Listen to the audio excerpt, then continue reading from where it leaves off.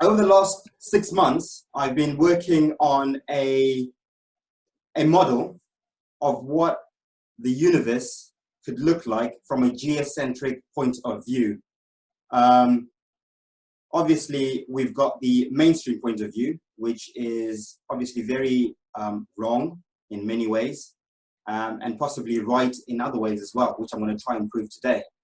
But the ancients, quite obviously, knew a lot more than we know today about these truths. So I used a method that I learned off Santos, the method of syncretism, to try and connect the dots and come up with a cohesive, geocentric universe that makes sense, at least. Of course, we'll never know the truth, the whole truth, naturally, in this state of consciousness. But I think we can certainly get as close to it as possible through syncretism and other means as well.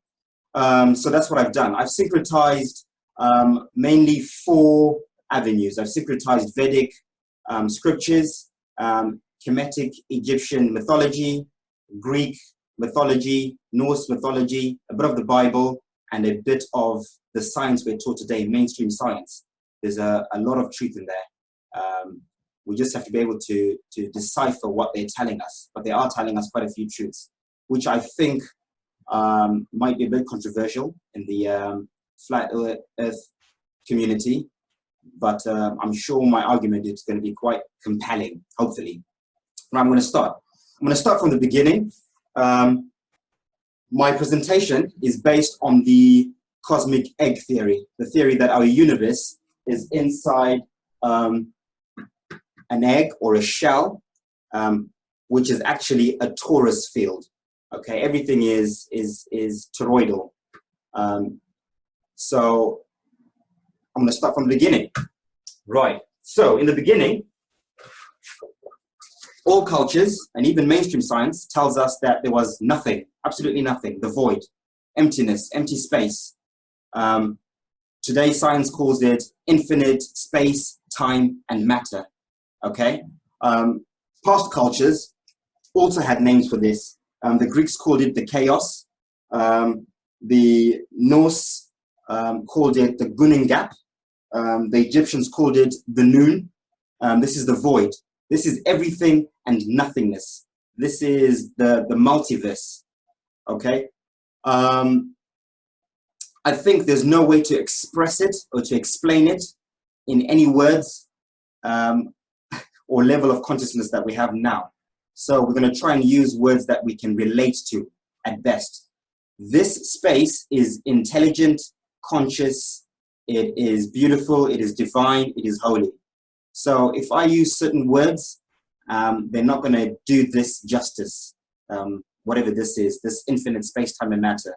This is the alpha, the omega, the beginning, and the end. Okay?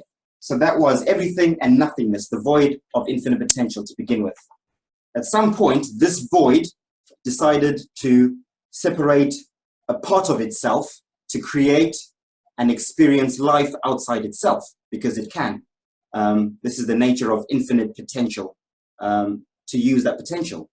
And the first creation, from our point of view, was what we know as the Holy Trinity, okay, which I've drawn there as the, you can see the Vesica Piscis there, you can see the flower of life. This is the first form of creation in our universe. Mainstream science today calls this the point of singularity or the great attractor. It's the same thing. Religion would call it the Father, the Son, the Holy Spirit, protons, neutrons, electrons, Zeus, Poseidon, and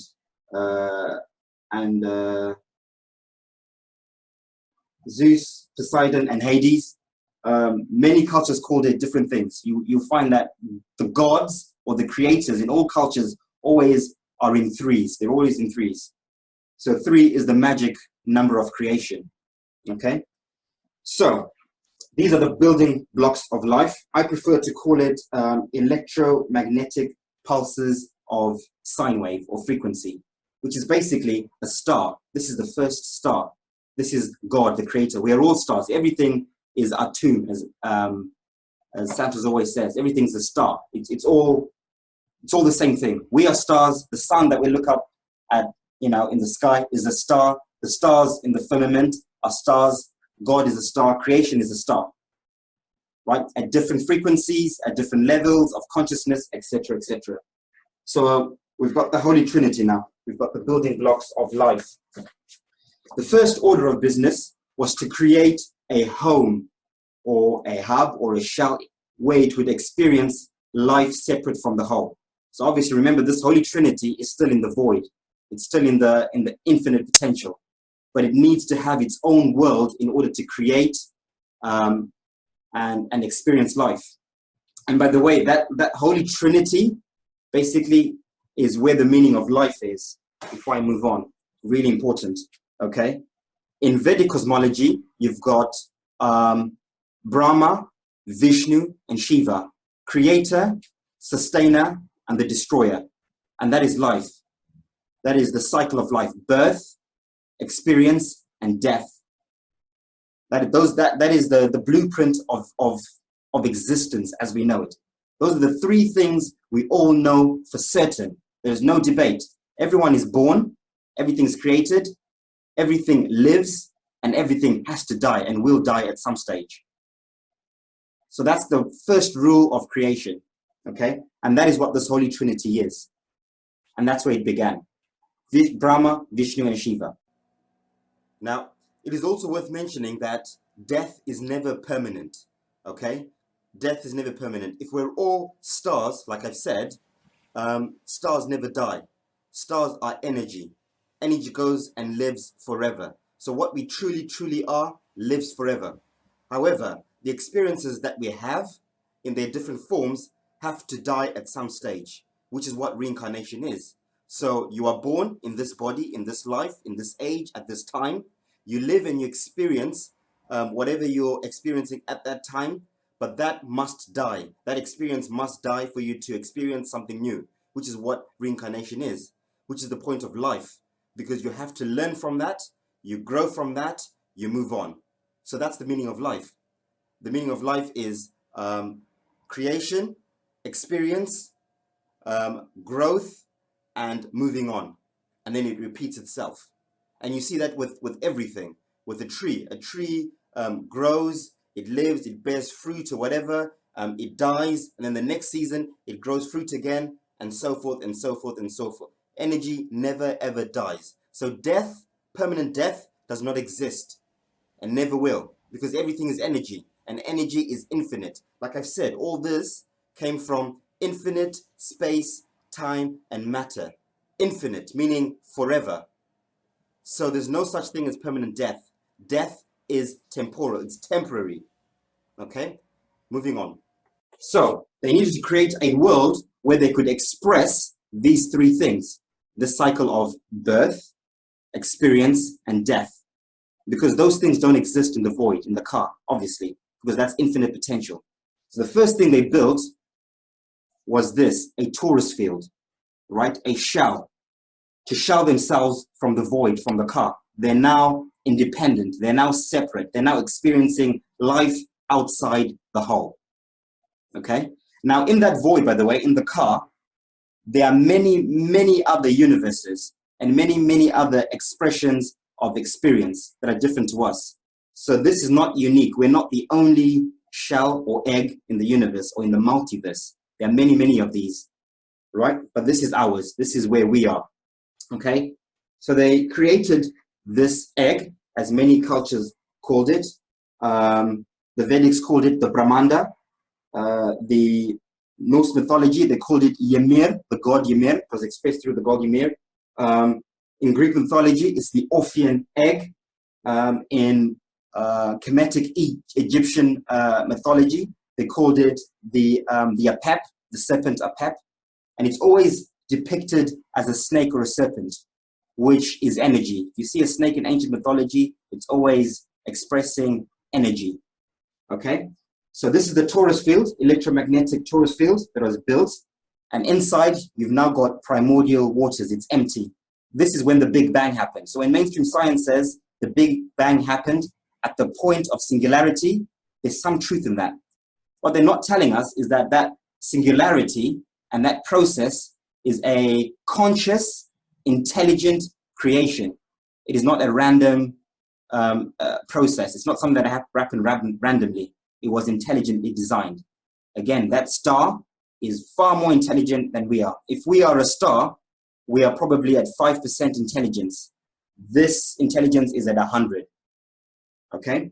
Just to put it into context, that's obviously not accurate. But anyway, so now we've got a womb, right? This is the womb of creation. This is now the universe, our universe. Okay?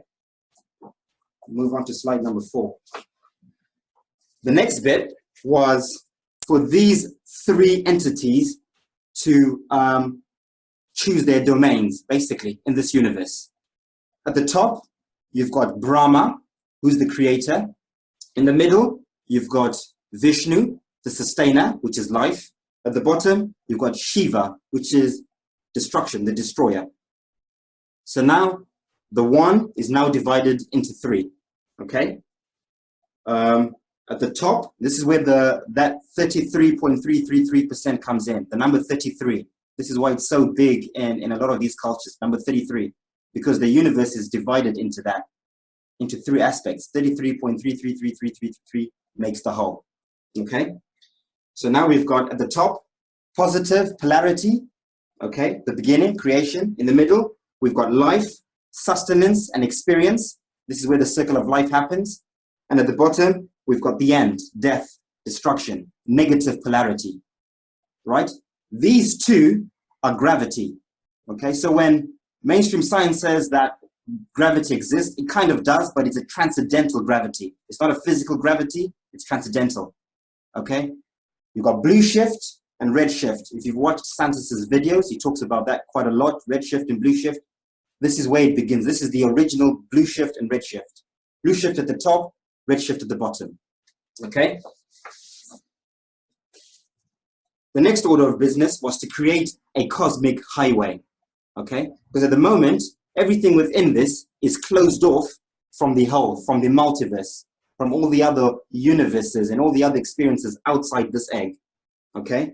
So a cosmic highway was created in the middle of this egg. To make it easier, if that's an egg, right?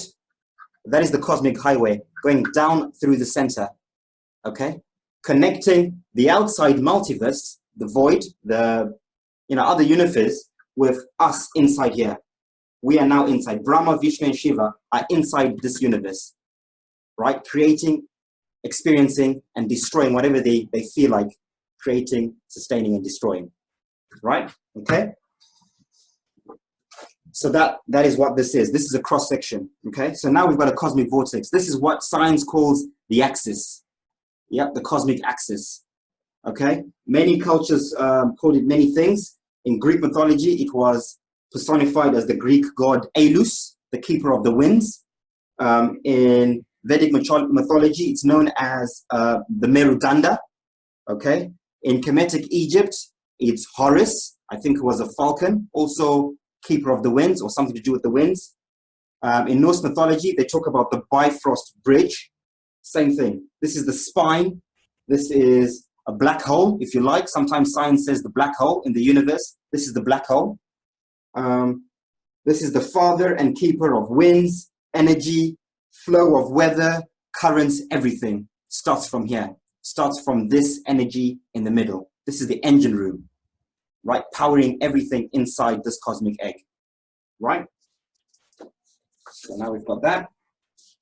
So the next bit was to now put form to the universe, okay? So now we've established, we've got at the top, we've got blue shift, blue fire, okay? At the bottom, we've got red fire, red shift. These are both polarity, magnetism, okay? Different forms of magnetism, different modalities of magnetism, okay? In the middle, we now have the ether, okay? We've got air. At the bottom, we've got the water. In the Bible, they say God separated the waters above from the waters below. So the waters above are the atmospheres. The waters below are the actual waters below.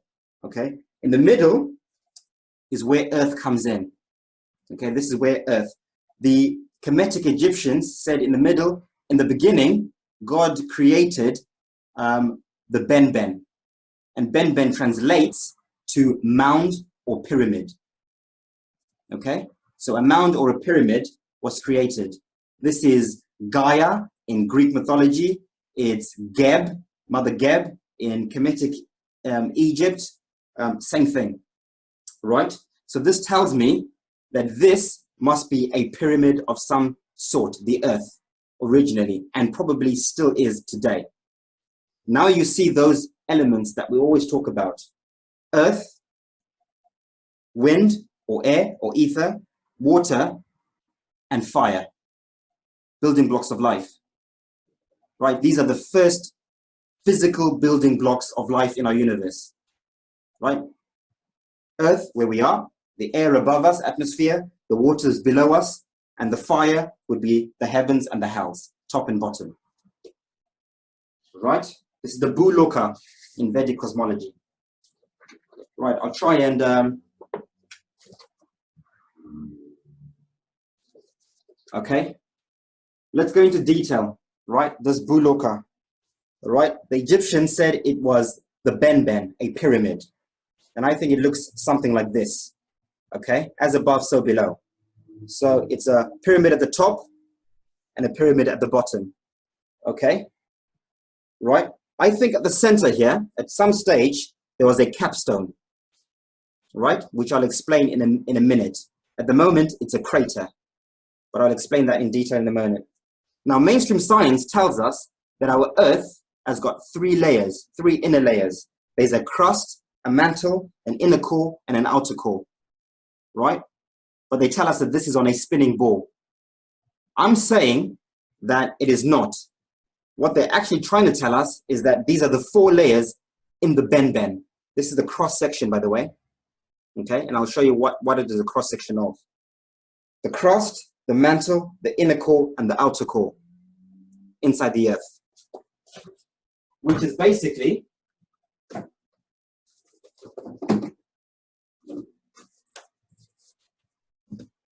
this. This is the Ben. This is the Earth, but this is the top half. So if you imagine this at the top, there's also a bottom bit, an upside down pyramid. Okay, and that is sitting on the great deep, on the waters below. And above, you've got the waters above, which are the atmospheres, right?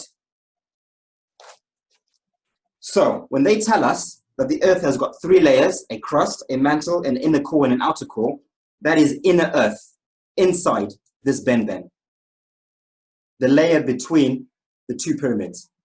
So there's some truth in that, okay? So I found that really interesting when I came across that, okay? The ancient cultures also talk about these, this Ben in quite a lot of detail, okay? The Egyptians called it Geb, Mother Geb. The Indo-Vedics, the Bhuloka, which is the land. In Greek, it was Mother Gaia. And in Norse mythology, it was Midgard, okay? The top of this also had names, okay? So the whole thing has got a name. In Kemetic Egypt, it's the Ben, right? But on the top, this is Mother Geb. If you're looking from the top, this was Mother Geb, okay? In Greek mythology, the whole thing is Gaia. But the top, as you see it with these concentric rings, is Atlantis or Atlas, okay? In Norse mythology, they just called it all Midgard, okay? They had one name for it. In Vedic cosmology or in Vedic scripts, they call the whole thing the Bhuloka. But the top is the Bhumandala. The concentric rings are the Bhumandala. Okay?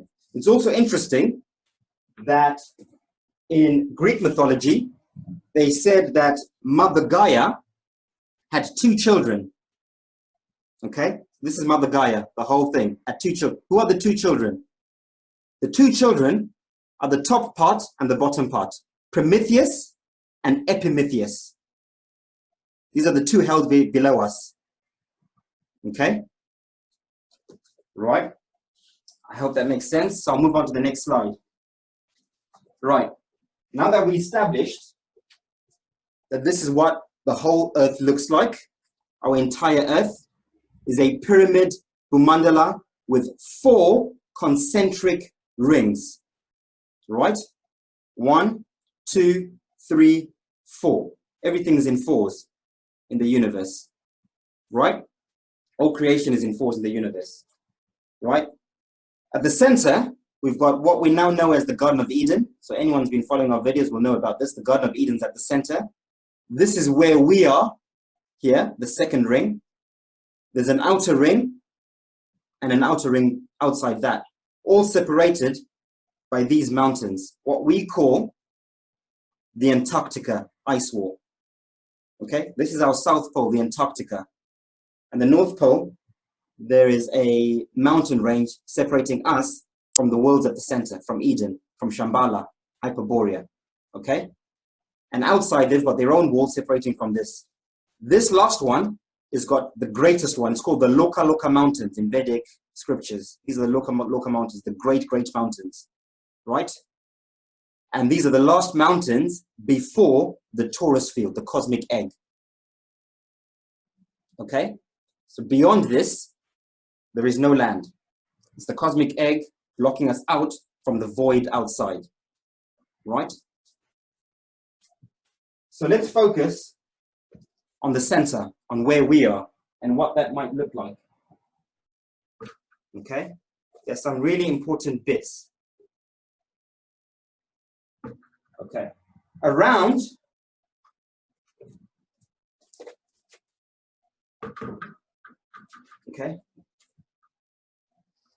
each of these 4 worlds is also a torus field. So remember, this is in a torus field. Each of these worlds also has its own torus field cocooning it. So there's a torus field around this outer world. There's a torus field around this one. There's a torus field around that one. And there's a torus field at the center. Okay? And what that would look like, essentially,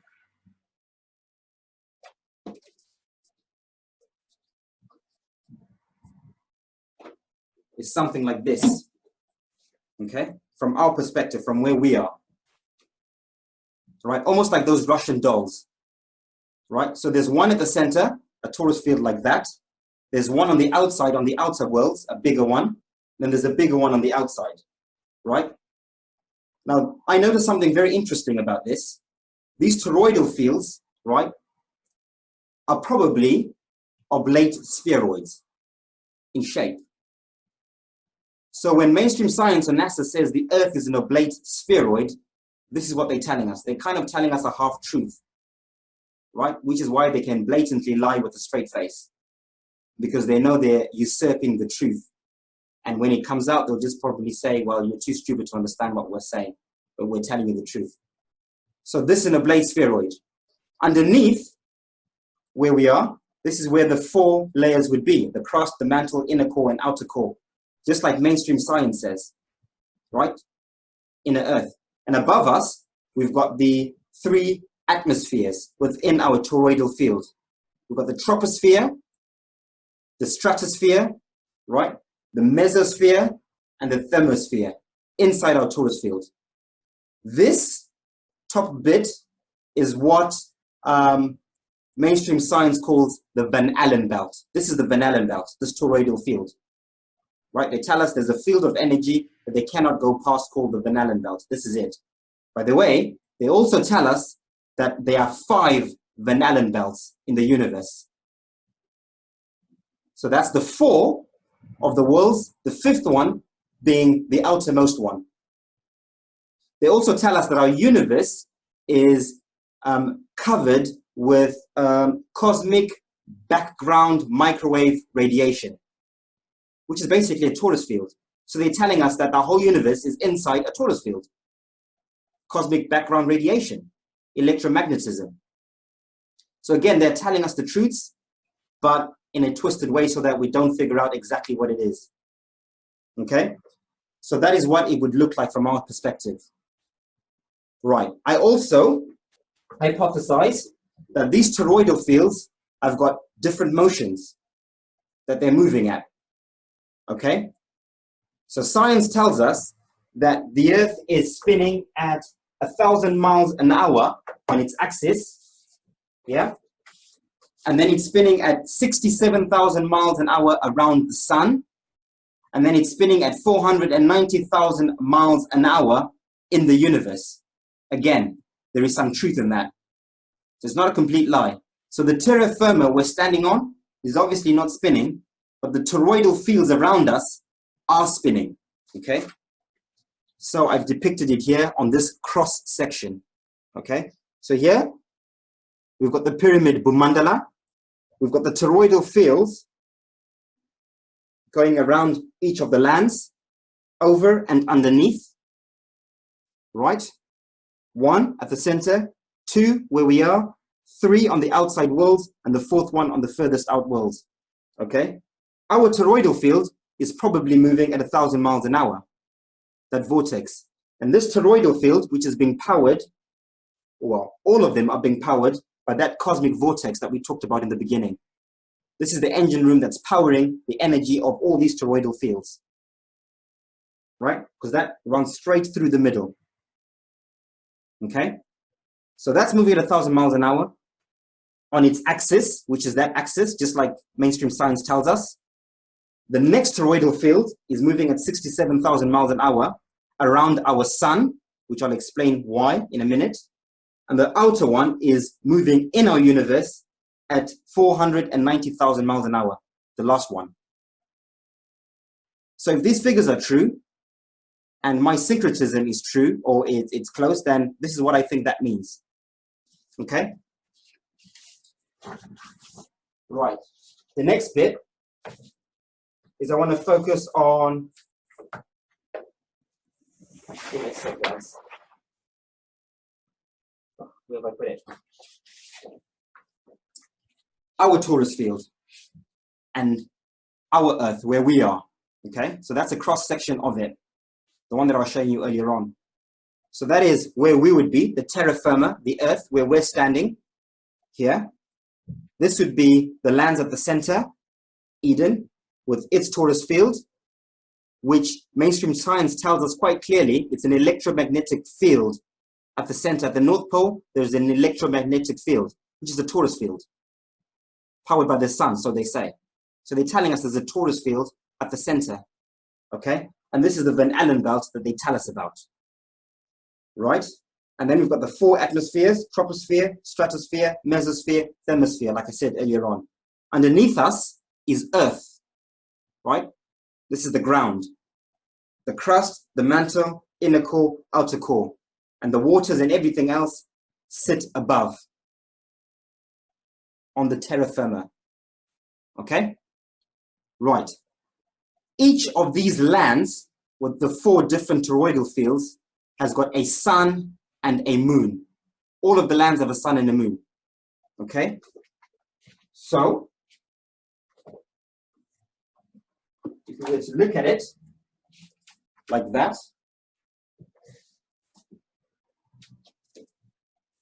right? If that was the top of our toroidal field, from the top, this is where we live,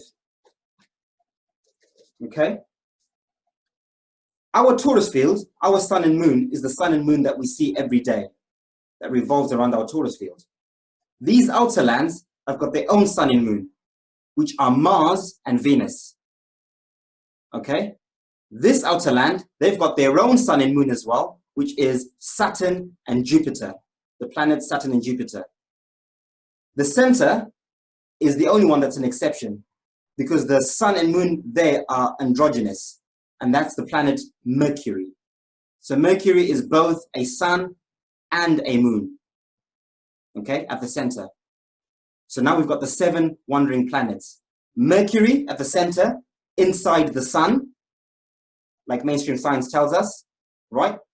You've got the moon, the sun, on the outside, Venus, Mars, Jupiter, and Saturn being the last one.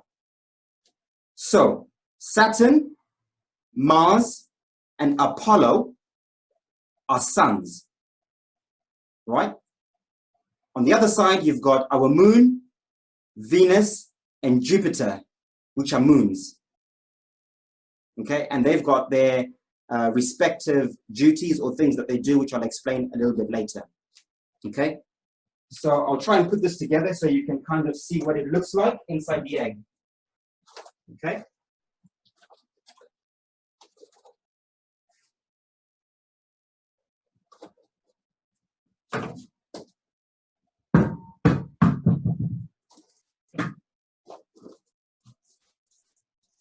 So now we have the universe. Okay. I don't know if you can see it properly. Hopefully you can. Let's put it down a little bit so you can see that. And here it is. Okay. That's the top of the Bhumandala. And this is the top half of all the torus fields. Of course, they run through the bottom as well, with the different suns and moons revolving around these torus fields in each of the lands.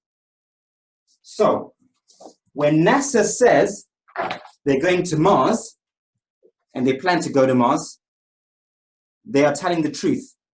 Mars are these outside lands, the outer lands, where Mars is the sun. Right? That is where Mars is. So they are planning to go to these outside worlds at some point. They're saying at the moment they can't get past the Van Allen belt, but at some stage they will be able to. And again, I'll explain why. Okay? So this is where Mars is. So outer space does exist. So all flat earthers out there saying that outer space doesn't exist, it does. But it's just been usurped. It's not physically going to Mars itself, the sun, Mars, the luminary. That's ridiculous. It's going to these lands where Mars is the sun. That's what they're trying to tell us. Okay? So I'm going to try and stay on track here. Sometimes I get a bit. So that's what the cross section would look like. Okay? You would have the Bhumandala over there, different toroidal fields, Mercury, androgynous at the center, Sun and Moon in ours, Mars and Venus and the outer one, Saturn and Jupiter on the outside, moons and the suns, Sun and Moon at the center. Okay? I think that the suns, Saturn, Mars, and our sun, they revolve. Show you. Okay? They spiral around these torus fields. Okay? Upwards and spiral outwards and down. That's what the sun does. I think the moon follows a linear orbit. I don't think it spirals. I think it just follows one orbit.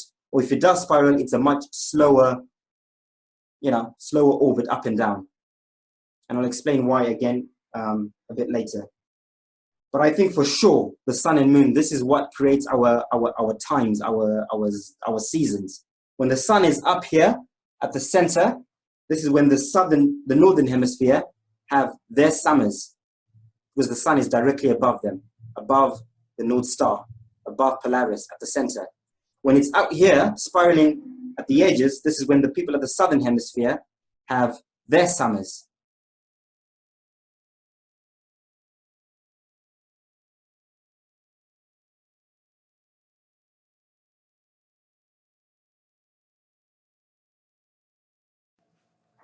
So let's just recap on what we've discussed so far, what we've established so far. We've established that our universe is inside a torus field, a giant torus field, what most ancient cultures refer to as the cosmic egg, similar to this, right? This is the top half of the cosmic egg, and we live inside this torus field. We've also established that there is a cosmic vortex that runs through the center of this cosmic egg. This is the cosmic highway that links us with the multiverse on the outside. Okay? We've also established that on the inside, the Earth is pretty much flat, or it's a pyramid. pyramid Bhumandala, as I like to call it, that runs across the equator inside our torus field, okay, with 4 concentric rings of land, right? At the center, where the cosmic axis or the cosmic highway runs through, where we are, the second ring, the third ring, and the fourth ring, and the torus field on the outside, okay? We've also established that each of these worlds has its own toroidal field, okay? So torus field within a torus field within a torus field within a torus field. 5 in total. 4 on the inside, the 5th one being the outside one, the cosmic egg, okay? Right, we've established that each of these toroidal fields also has its own sun and moon. Saturn and Jupiter revolving around the outer torus field, Mars and Venus on the next toroidal field, Apollo and Artemis, or our sun and moon, on our torus field, but in the center there is only one androgynous sun and moon, which is Mercury on the inside, okay, on this torus field, the aurora borealis, okay, right. So we basically said it looks something like that, okay, torus field within a torus field, right, with all the suns and all the moons, okay, right. The next question, or the next natural question, would be, well, what's above these toroidal fields? Okay. Above that, above all the toroidal fields, we've got something known as the firmament. Okay. This is where the stars are. This is what we see when you look up at the sky in the evening. All the stars and the constellations. This is the firmament that sits above the last inner toroidal field, the one that Saturn and Jupiter revolves around. Okay, so that will be the cosmic egg on top. In fact, I'll put it together so you can see it full scale on the model.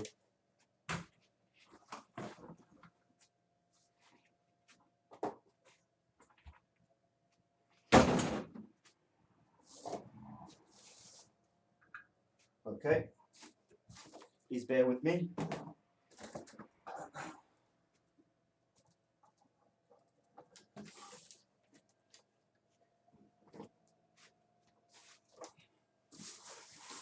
Okay,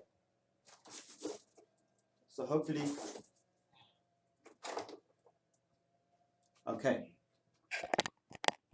so that's what it looks like, right? This would be the firmament inside this torus egg, okay? The sky that runs across, okay? So it's almost like a dome, okay? So we're sealed off from these realms above. And I'll explain all that in a second, right? So when we're looking at it from underneath, when we're sat on the earth, we're seeing all the constellations revolving above us, okay? So pretty straightforward, really. So that's the firmament, okay? So this firmament on its axis, right, is revolving, okay? There's motion, everything's moving above us, but the terra firma we're standing on is obviously not moving, okay? So this axis is revolving, it's turning the firmament with all the stars and the constellations and everything else. In turn, it's also affecting the motions of these toroidal fields that are spinning around us, like we discussed earlier on. Those toroidal fields are also carrying the suns and moons around, which is causing our days and nights and seasons and times, okay? And that in turn, that motion is also creating our weather, our winds, our currents, flows, airstreams, everything else. So it's one big system working together. It's a network starting from the cosmic vortex, okay? So I hope that is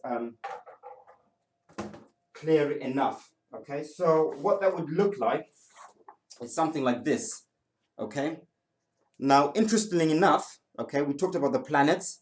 I suppose many people will be asking, what about Uranus and Neptune? and Pluto, okay? So I think Uranus and Neptune are the two realms above, okay? So Uranus is the firmament above us. Why am I saying this? Well, Mother Gaia, we all know, is Earth in Greek mythology, okay? Gaia was married to Uranus, right? The planet Uranus, as they tell us, Uranus was named after Gaia's husband, Uranus. Uranus married to Uranus. These two are married, okay? They go hand in hand. Same thing with Kemetic Egyptian mythology, okay? You've got Mother Geb. She was married to the Egyptian god Nut. And Nut is always depicted as the sky, okay? So Uranus, Nut, Uranus, same thing. Okay. They also tell us that Uranus and Neptune are kind of planets, but they're exoplanets. They don't go in the same category as these seven wandering stars. Okay. They put in a different category, and that's the reason why. Okay. Pluto the planet Pluto was named after the Greek god of the underworlds, and that's because Pluto is the firmament below us. As above, so below. There's a firmament above us, but there's also a firmament below us, okay? Below the great sea, the great deep, the Gabadoka Ocean, as the Vedics called it, okay? So that tells me syncretically that there is a firmament and what the firmament is, and that shows you how I've come to that conclusion, okay? Above that, you've got Neptune. Neptune was named after the keeper of the waters, okay? Which waters? The waters above and the waters below, okay? So Neptune is the keeper of the waters. This is the next realm. By the way, these realms above the firmament are very transcendental. We cannot go to these planets naturally. We all know that, okay? These are luminaries. These are suns and moons. We can't go to the suns or the moons, okay? Outer space does exist, like I said. It's beyond these Van Allen belts and these lands beyond. This would be outer space, okay? Definitely, we cannot go up here. This place is very, very transcendental. It's spiritual. You can only go there as a soul or a spirit or a star. All the same thing, okay? This is the only time you can go up there, and I'll explain all that in a minute, okay? So mainstream science tells us that there is Uranus, Neptune, and I'll explain how the heavens work. So there are 4 heavens and there are 4 hells. In fact, the Vedics say there are 7 heavenly realms and 7 hellish realms. Again, we'll go through that in a second. So mainstream science tells us that there's the Milky Way galaxy, Andromeda galaxy, and the Omega galaxy, and then the point of singularity. Okay, this is where Polaris is. Polaris is right at the top, okay? Right in the center of the axis, the cosmic axis. Right, everything is spinning around Polaris, just like we witness with our eyes. When you look up at the North Star, Polaris, you see all the stars are revolving, yeah, around Polaris, okay? Polaris is Brahma, the creator. This is Big Brother. So when you see that triangle with the eye that these elites show us, this is what they're trying to tell us, that Big Brother is watching, okay? Unfortunately, they're twisting it and usurping it and making it very occult. It shouldn't be an occult thing. This is something everyone should know, okay? This is Big Brother. This is our father. This is Brahma looking out for us, basically. Okay? So, right. Let's see what mainstream science says before we move on about the universe. So mainstream science tells us that we've got the 7 planets, right? We've got Uranus. In fact, they're saying the beginning was the Big Bang, the point of singularity, okay? This is where the Sirius star system is, so they tell us. But they make it very, they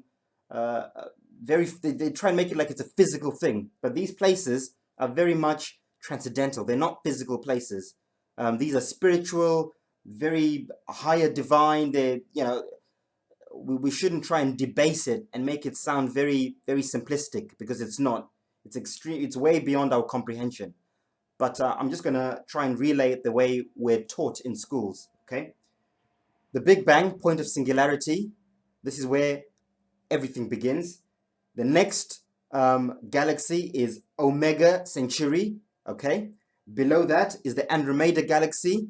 Below that is the Milky Way or Uranus, the firmament. And then we've got all our wandering stars below that. That's what mainstream science says, okay? And Pluto at the bottom. Pluto is always an exoplanet. They debate about whether Pluto is a planet or it's not. Do we count it, don't we? And this is why. Because Pluto is the firmament below us. Okay? Right. Let's have a look at what the Vedics say about our cosmology. So the Vedics go into a lot more detail, right? The Vedics say there are 7 heavenly realms and there are 7 hellish realms, okay? The top realm is called Brahma Loka or Satya Loka. Like we said, point of singularity, where everything began, the North Star, God, this is the Holy Trinity, this is where they all began, this is where everything started, like I keep saying. The next round down, they called the Tapaloka, okay? Right? The next round down is the Yanaloka, and then the Mahaloka, right? Or the Sphaloka, Spha as in stars, okay? This is now the firmament that we're showing with all the stars and the constellations, what we see when we look up, okay? They call this axis mundi, or where this point meets, the Dhruva, okay? This is where this is where we see the skies meeting with the cosmic axis or the pole star, the Dhruva, okay? This is the Meridanda that runs through the cosmic axis, okay? And then they name all the different stars. They call Saturn Sanaisuru. They call Jupiter Brahaspati, Mars Mangal, Venus Sikuru, our sun Surya, our moon Chandra, and Mercury at the center, Buddha. Buddha, why Buddha? Buddha the messenger, okay? Buddha was the messenger of God. I'm going to explain why that is important and why Buddha is the messenger at the center. That's very important. They then tell us that there is a Bhuloka, okay? Bhu world, the world of earth, Bhu, and this is the Bhu Mandala, okay? The earthly plane, right? With the 4 concentric, they tell us they're concentric rings of land on the Bhumandala, okay? And they name all these different lands, which I won't go into right now, but we'll do that for another video, okay? So these are now the 7 heavenly realms, the Varthis, they call them, okay? By the way, they split this egg into 3 as well, right? The Swag Lokas, the heavens, the Bhu Lokas, the middle realm, and the Bata Lokas, the hellish realms, okay? So now we've got 7 on top. What are the 7 below? The 7 below are the first part of inner earth. So remember we said there are 2 parts of inner earth. Gaia, Mother Earth, had 2 children, Prometheus and Epimetheus. Okay? So, Atalaloka is the first part of inner earth. I think this is where all the tunnels are. I'll explain that in a second anyway. The next realm would be the Vitalaloka. Okay? That's the next hellish realm. Below that, you've got the Sutala Loka, which is the great deep in the Gabadoka Ocean, the great ocean, the turtle. We always see it depicted in many ancient depictions of the earth, the flat earth, sitting on a turtle. This is the turtle. This is what that means. The turtle is the great ocean below us that the earth is sitting on. It's not an actual turtle like people say. It's the great ocean. Below that, we've got the 4 hellish realms. The Talatala Loka, the Mahatala Loka, the Rasatala Loka, and the Patala Loka. And then you've got Shiva in hell, so to speak. Okay? So that's the 7 hellish realms. 7 heavenly realms, 7 hellish realms. So the Vedic scriptures go into a lot of detail. They even go into figures, how big this Bhumandala is. They say it's 8 billion miles across, 8 billion kilometers across. Okay? They give so much detail for those who want to read into that and study that. Let's look at what the Norse said about the universe, okay? So the Norse also divided it into 3. They've got Valhalla or Asgard, which are the heavenly realms, okay? They've got Midgard, Middle Garden, this is where we are, okay? And then they've got Helem, which is the hellish realms below us, okay? So they've got Valhalla, where Thor is, where Odin is, sorry, abode of Odin. Okay. You've got Gimle, the three realms, Gimle, Valhalla, and Himmelborg. These are the three heavens that they talk about. These three up here. The fourth one being the abode of Odin. Okay. And then you've got the Alfheim realm. Okay. Alfheim, I think they called it the realm of the little elves. Little elves referring to the stars, because that's what they saw. When they saw the lights in the sky, they called them the little elves. This is Alfheim. Okay. They're named, and of course you've got the Bifrost Bridge. Okay. As in the Cosmic Highway, Bifrost Bridge. Self-explanatory. Right. They named all the planets. They named Saturn, Woden, Jupiter, Frigg. These were named after gods. Mars, Tyre, Venus, Freya, the sun, Suna, our moon, Mani. Okay? And then they named Mercury, Hermod, was also a god of a messenger of some sort. Again, that is very important. That messenger is very important. Of course, these all had their roles. The most common ones are obviously the messenger and Saturn, time. Saturn's always associated with time, Father Time. And I'll explain exactly why that is in a minute as well. Okay? The Norse also described these lands in great detail. Okay? They called this whole part Midgard, the Middle Garden, but they also called the crater continent. I'll show you.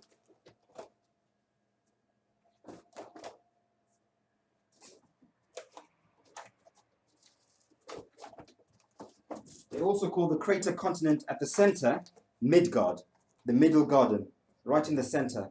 Okay, so where Eden, where Shambhala is, that's Midgard. Okay, as you can see, right? Below that, they called inner earth, inside the pyramid Bumandala, the realm of the Svartalem. Okay, Svartalem meaning realm of stone spirits or dark spirits. I'm sure you can decipher what that means yourselves. Okay, and then you've got Iga, which is the great deep, mother of the great deep, mother of the great oceans. And then you've got the realm of Loki, the bad guy, right? Loki at the bottom, Helen, right? So these Nordics, the Norse, they describe these lands in very great detail. Midgard at the center, the Middle Garden, naturally, okay? This is Vanaheim, the land of the Vanir. Vanir referring to children of God, okay? The gods in Asgard at the top were called the Aesir gods, the gods of the gods. The gods where we are, the Vanir, were children of the Aesir gods. So they considered the beings that live here to be children of the Aesir gods, of the gods of the gods. Vanaheim. It's interesting because where I come from, in Africa, in Zimbabwe, the Shona word for children is Vana. So I was trying to decipher what Vanaheim was. I couldn't figure it out. Okay, so I used etymology, again, something that I've learned from Santos and syncretism. And I connected the dots. Well, Vanir, Vana, children. Vanir were children of the gods. Vanaheim, land of the children of gods. Vanaheim. And that's how I came to that conclusion. They then tell us there's a place called the Nephilim, okay? The realm of frost and ice, okay? This is the Nephilim, the ice wall. This is what they call the Nephilim, okay? And beyond that is where the Jutoinim live. Beyond the Nephilim is the land of the Jutoinim, the frost and ice giants, so they call them. So we see in a lot of mythology, they talk about the Nephilim, fallen angels, right? In the Bible, it talks about the Nephilim, fallen angels, right? Well, you can connect the dots yourself, you know, how that's all linking with the Bible. Norse mythology and the Bible, connecting right there. Beyond that, they say there is the Muspelem, okay? Muspelem, the land of the fire giants, or the fire demons, whatever that means, okay? So you've got Midgard, Vanaheim, the Nephilim, ice wall, Jutoinim, beyond the Nephilim, and Muspelem, okay? Underneath that is where you've got Svartalem, like I said earlier on, the realm of the stone giants, okay? Or the dark giants, oh, not stone giants, the stone dwarfs, or dark spirits, inner earth, okay? This is where maybe you get a lot of conspiracy theorists or alternative researchers who talk about the reptilians. Perhaps this is where they come from, these reptilians that we're always talking about, from inner earth, inside the Bhumandala, or possibly from the great deep, who knows, right? Doesn't really matter at this point. Okay? I could do the same thing with Norse, or with the Greek. I syncretized the Greek as well. The Greek, Uranus, like I said, Uranus. Uranus was married to Gaia, right?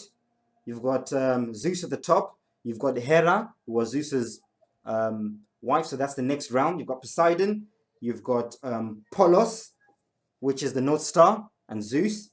They named the planets. They named this the ether, by the way.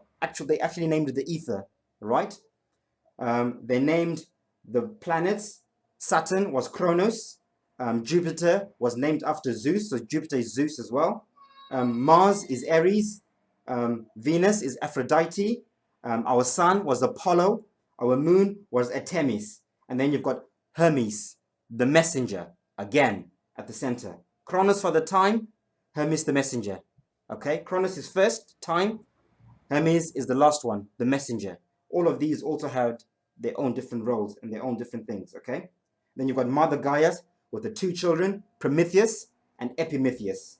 Okay, and then at the top you've got Atlantis. This top bit is Atlantis, the concentric rings of Atlantis. The center, as you notice, is a crater continent now. Okay, this is the sunken continent of Atlantis. This is where that myth comes of the sunken continent. Remember earlier on I said, I think there was a capstone. Okay, I think this land was not always a crater, but something happened for it to become a crater. It was actually above, so it was a proper pyramid. Interestingly enough, if you look at the pyramids in Egypt, yeah, the Great Pyramid in Egypt, it's missing the capstone at the top. I think that's symbolical. The ancients were trying to tell us something.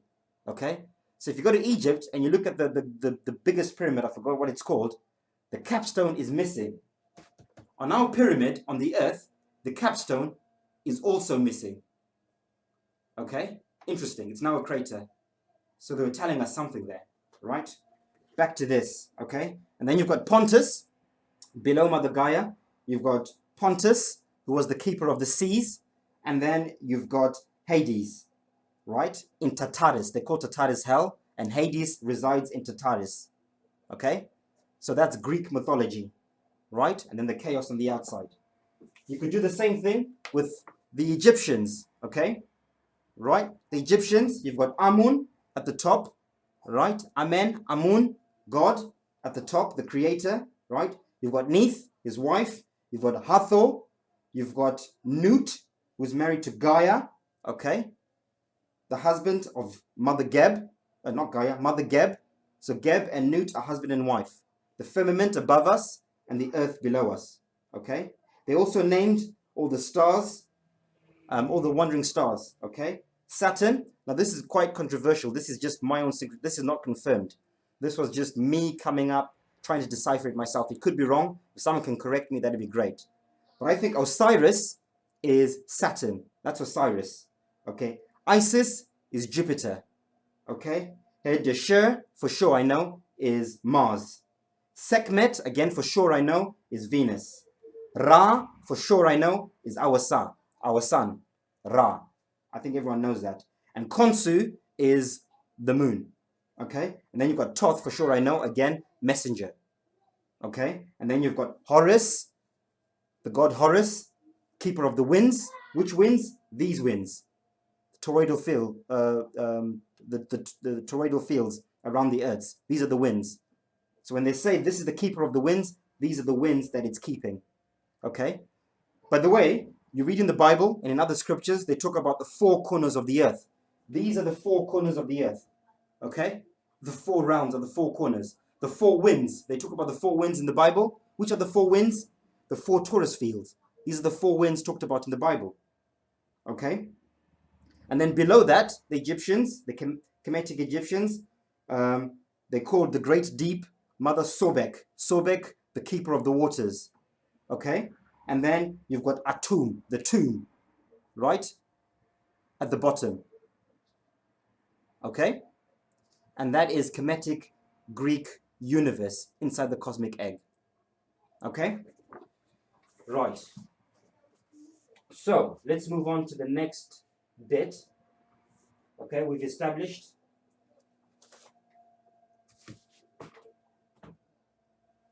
okay, let's talk about the ages. Okay, in particularly in the Indian cultures, they talk about the four ages. Okay, these are ages of consciousness. So everything is cyclical in life. You know, there are peaks and troughs. There are times when consciousness is up, and there are times when consciousness is down. For all the beings that live on the Bhumandala, there are different beings, different races, different nationalities, all along this Bhumandala. Okay. So this is what we might call aliens beyond our ice wall. We might call these aliens, but they are beings just like we are beings here.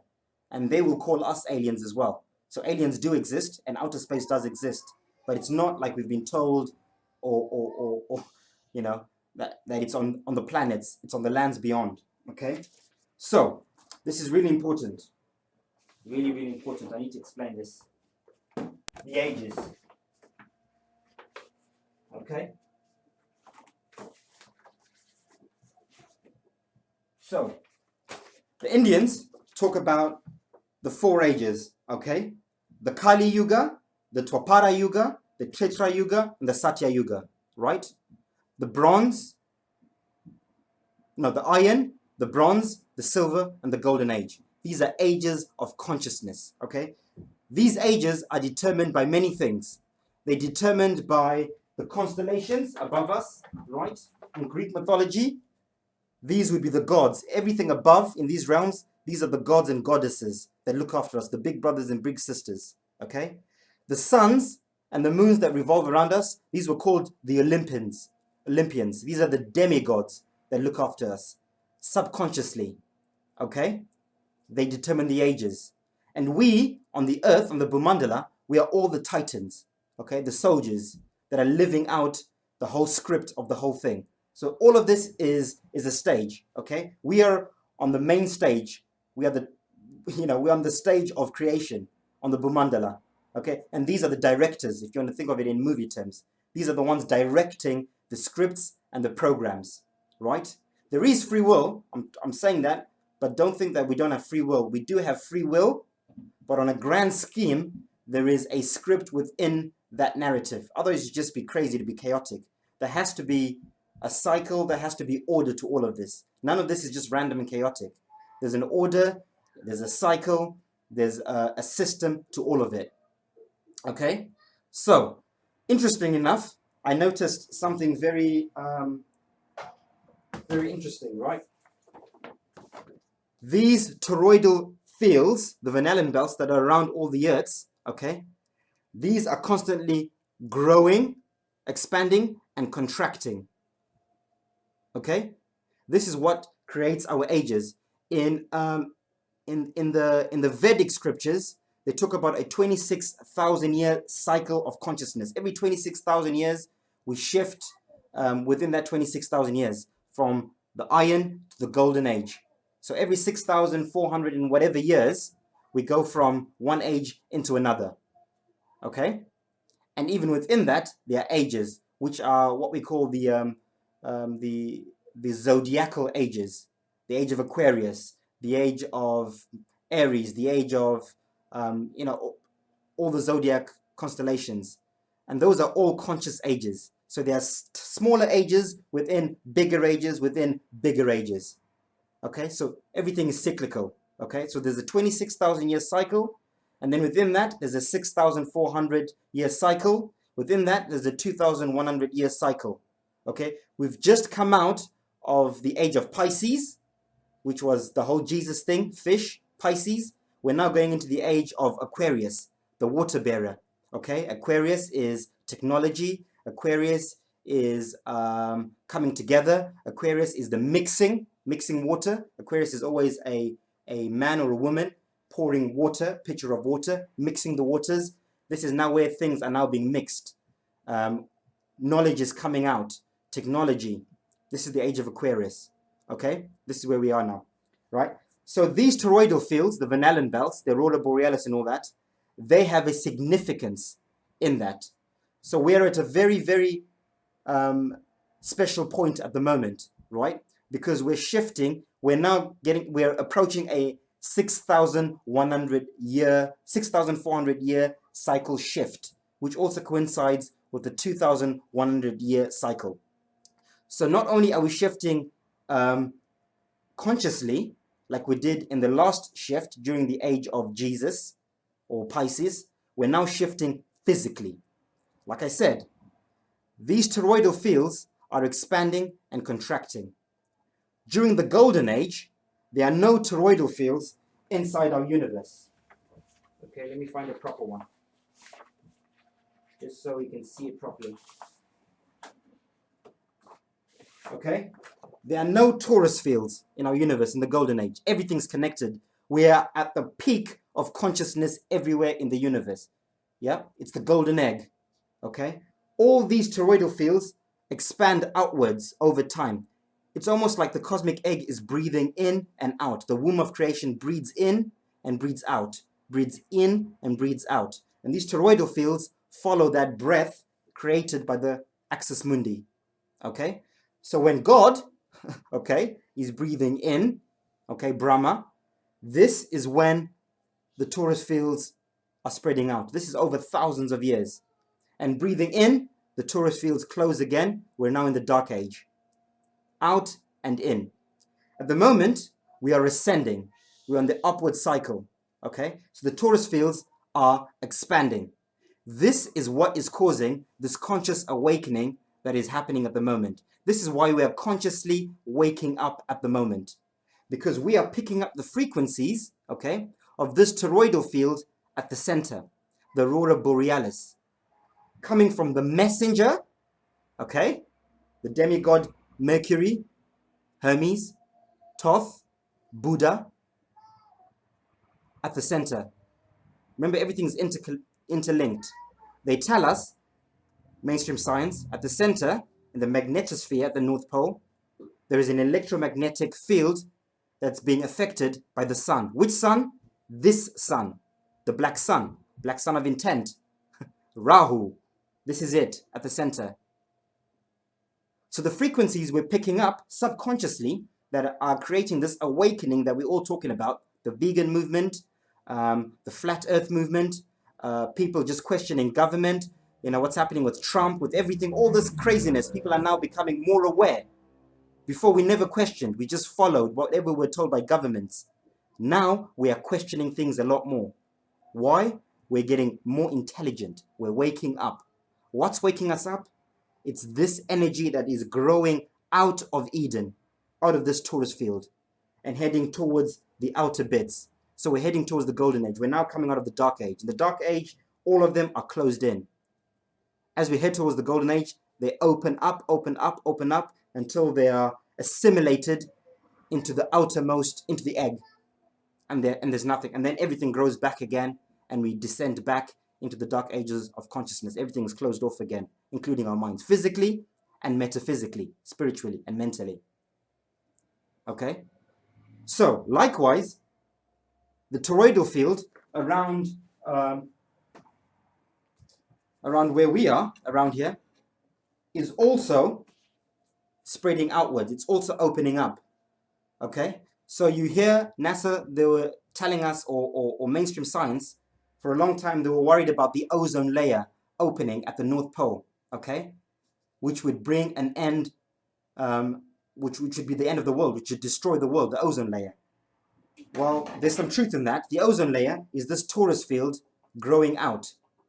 And it will destroy the world, but not physically, metaphysically. It will destroy the paradigm. A new age will come in. That's the apocalypse they're worried about.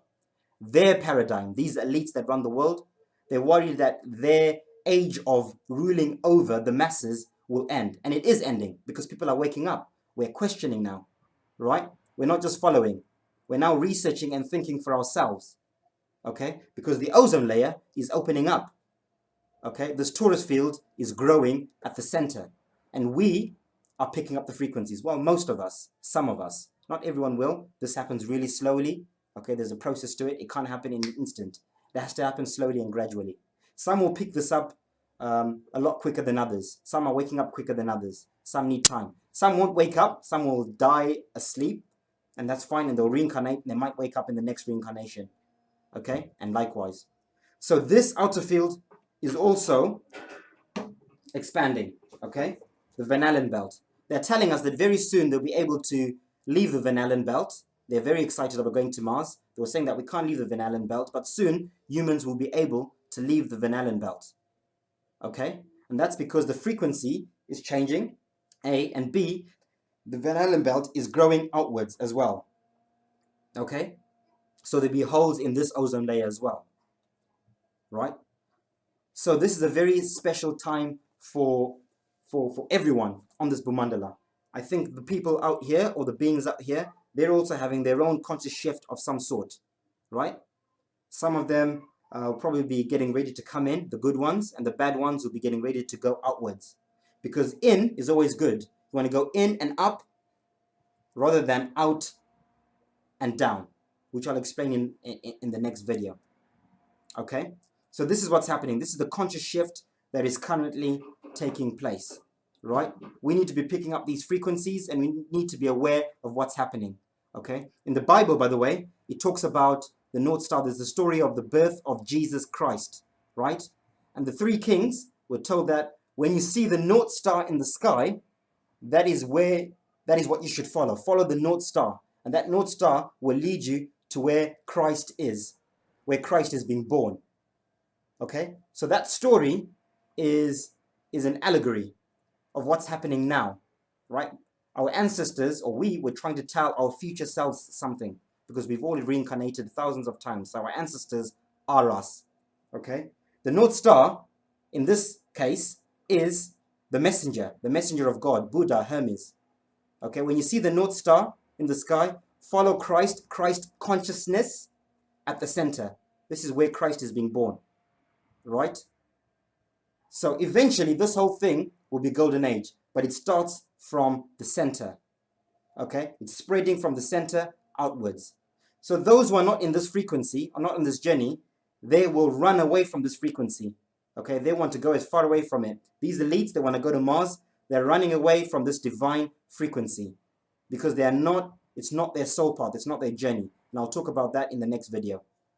Okay? Those of us who are ascending, who are on the way up on the cycle, we are picking up these frequencies and we are being drawn to there. Some are not being drawn anywhere. They're not feeling any of this. They are meant to carry on playing the game on this stage here. They've not learnt enough. They're not ready to move on either way, in or out, right? They are meant to carry on the paradigm here, the new world order here. Okay? The new age. Okay, and hopefully it will be a good one. And I think it will, because we're ascending consciously. Right? Right. Next, I want to talk about reincarnation and the cycle of life. Okay? So this is now more metaphysical. Okay? I can't prove any of this. I'm not saying it's absolutely true, but this is my understanding and perspective, based on what I've researched, and what I feel, my knowledge, and you know, it could be wrong. If people can correct me, that's fine. If people resonate with it, great. If you don't, that's okay too. Okay? So, remember earlier on I said that we're all stars. Everything is a star. And we are all reflections of God. Every single one of us. Everything that is conscious is a fragment of the whole. The whole being Brahma at the top. Okay? God. So we are drops in the ocean of consciousness. Okay? So in the beginning was the Holy Trinity at the top, okay? And they birthed many, many souls, including you and me, right now, okay? We are souls birthed out of the whole, out of God. It tells us in the Bible, God breathed air into Adam, right? So that air is consciousness, okay? That is what consciousness is. The Holy Spirit, that is what we are. We are Holy Spirits. Everything is a star. All is a tune. All is a moon, as Santos always says. So, this is where we were. Remember, we're talking about the different realms, the 14 different realms that the Vedics talk about, okay? And this is where the cycle of life happens, and this is how the cycle of life happens. So first, you're one with the whole. You are there born or created, as a soul, individual soul, you then become a fallen angel. So you experience independentness for the first time in this top realm, which is, let me get this correct, okay? Which is the Tapaloka in Vedic cosmology. This is where you've experienced your first life as a single soul, as an individual soul, right? You then go into the Yanaloka, right? You become a fallen angel again, right? You then go into the Mahaloka, you're a fallen angel again. And all this time, you're falling in consciousness as well, okay? So the further you are from source, the further down your consciousness is falling, okay? Right?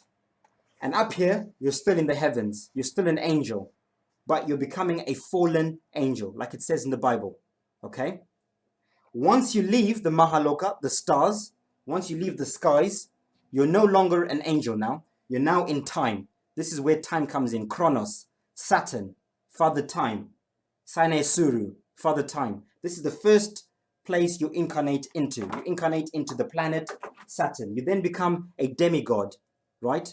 As the Greeks put it, right? You're now influencing, yeah? You're now a director, of the Titans. We are the Titans on Earth, okay? So you do your time in there.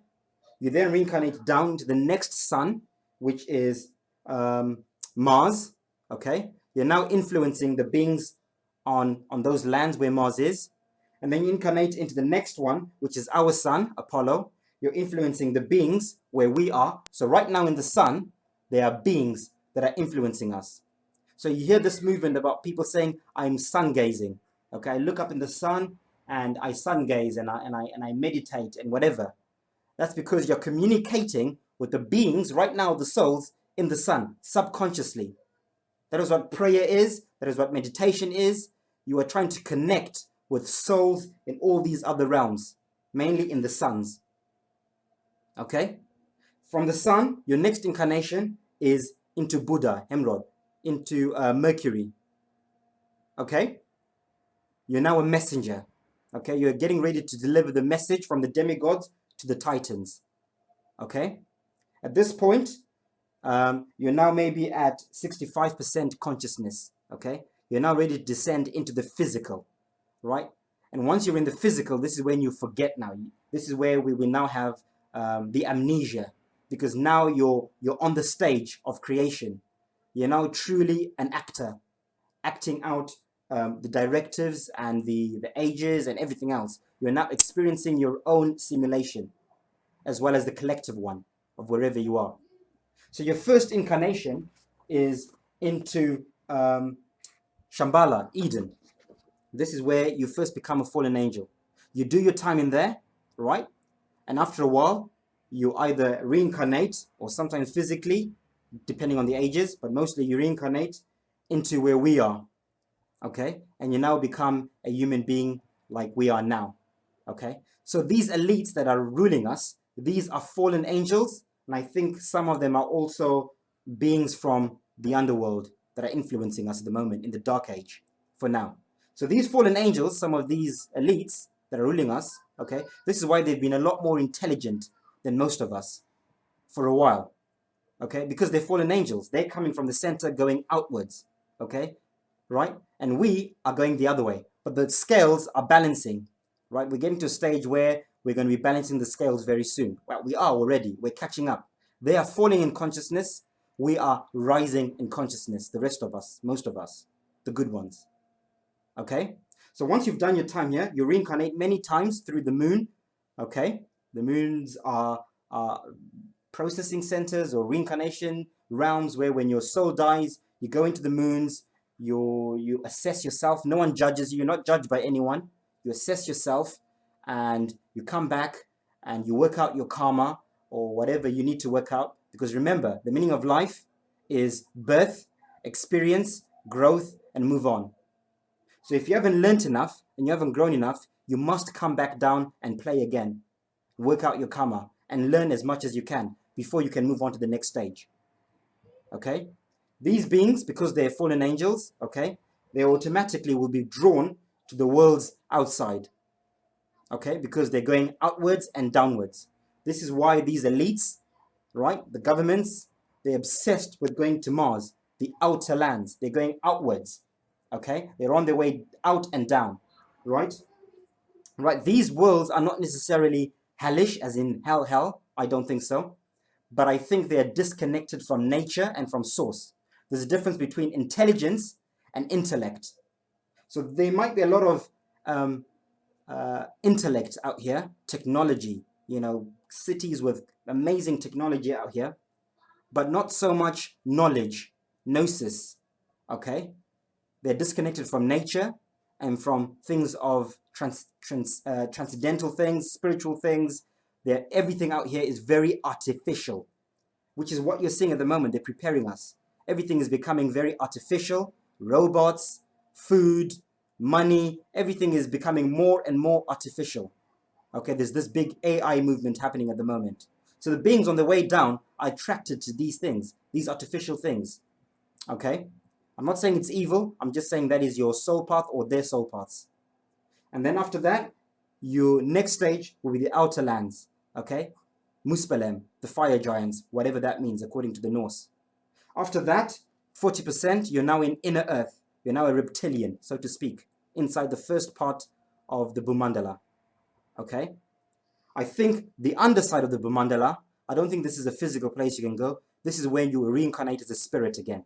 You're now a spirit. You don't have a physical body, but you're a dark spirit now. Okay? Now you're a devil. You're a Shiva. You're a destroyer. Up here, you're a creator. Down here, you're a destroyer. So you are trying to gravitate people, right? You're influencing people up here as well, subconsciously, right? When they say that the devil has influenced you, these are the beings, the beings out in these worlds down here, trying to subconsciously influence you. All your bad thoughts, all your negative thoughts are coming from the frequencies from these beings under here. You then get to 30%, 25%, 20%, 15%, 10%. There's hardly any light left in you. Okay?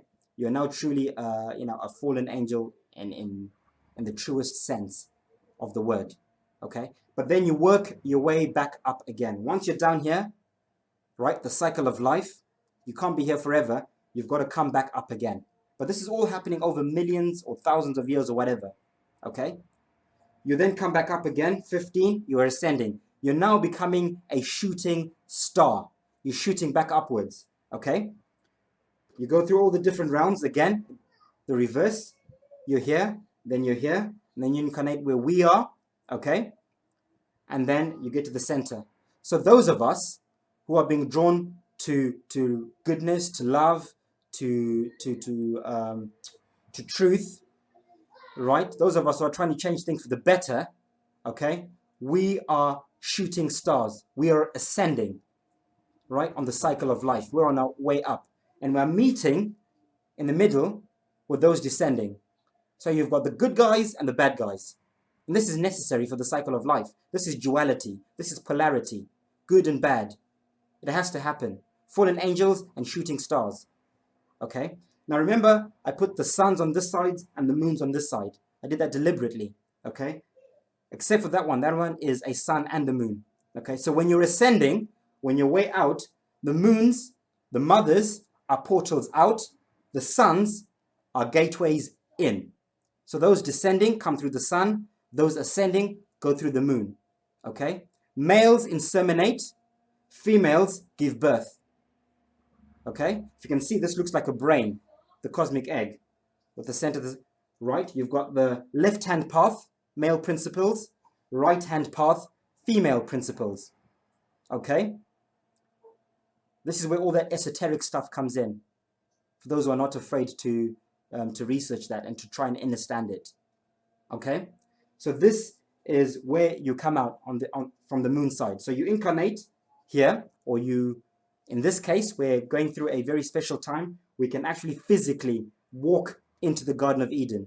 Okay? But we have to pick up these frequencies for those who want to make the pilgrimage.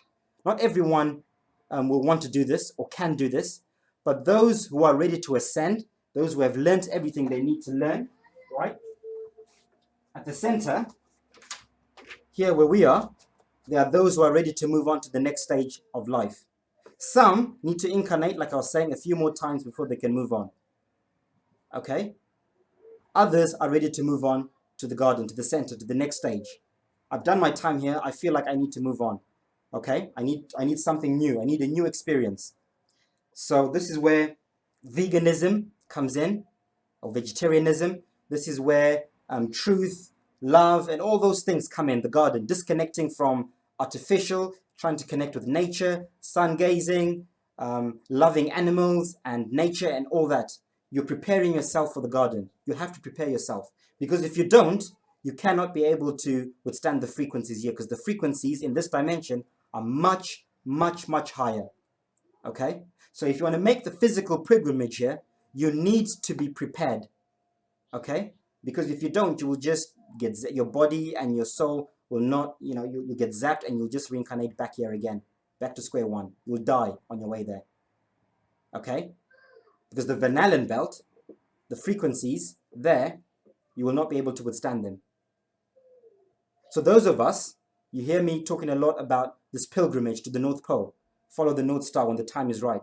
I'm going to make a little prediction. I know they say you should never put dates or make prophecies, but I am. I'm going to say Vision 2020. 2020, I think this Aurora Borealis or Van Allen belt will be high enough for us to see the North Star, for us to see Mercury. This is Planet X that they talk about. This is planet Nibiru. They say that comes around every 26,000 years to destroy the world. This is it. But it's not a physical destruction. It's a metaphysical destruction, a new age. Okay? So when the time comes, and I think 2020, those who see the North Star and want to make the pilgrimage, not everyone, okay? If you don't want to, you don't have to. Your next incarnation could be in there. You can stay here and stay for a bit longer, and when you ascend, or when your body dies, your soul can ascend into there and reincarnate into there. But I certainly feel like I want to make a physical pilgrimage when the time is right. Okay, when the time is right, we will make a mass pilgrimage, and we'll know. It also says in the Bible that Christ will come like a thief in the night. Okay, what's Christ? Christ is the energy, Christ consciousness, the energy coming from this toroidal field at the center, from the messenger of God. That's Christ. That's coming like a thief in the night. I had my awakening last year, right? Overnight, like most people. One day I was on a spinning ball, I was eating meat, I was, following money. Something happened to me, my life changed. I realized where we are.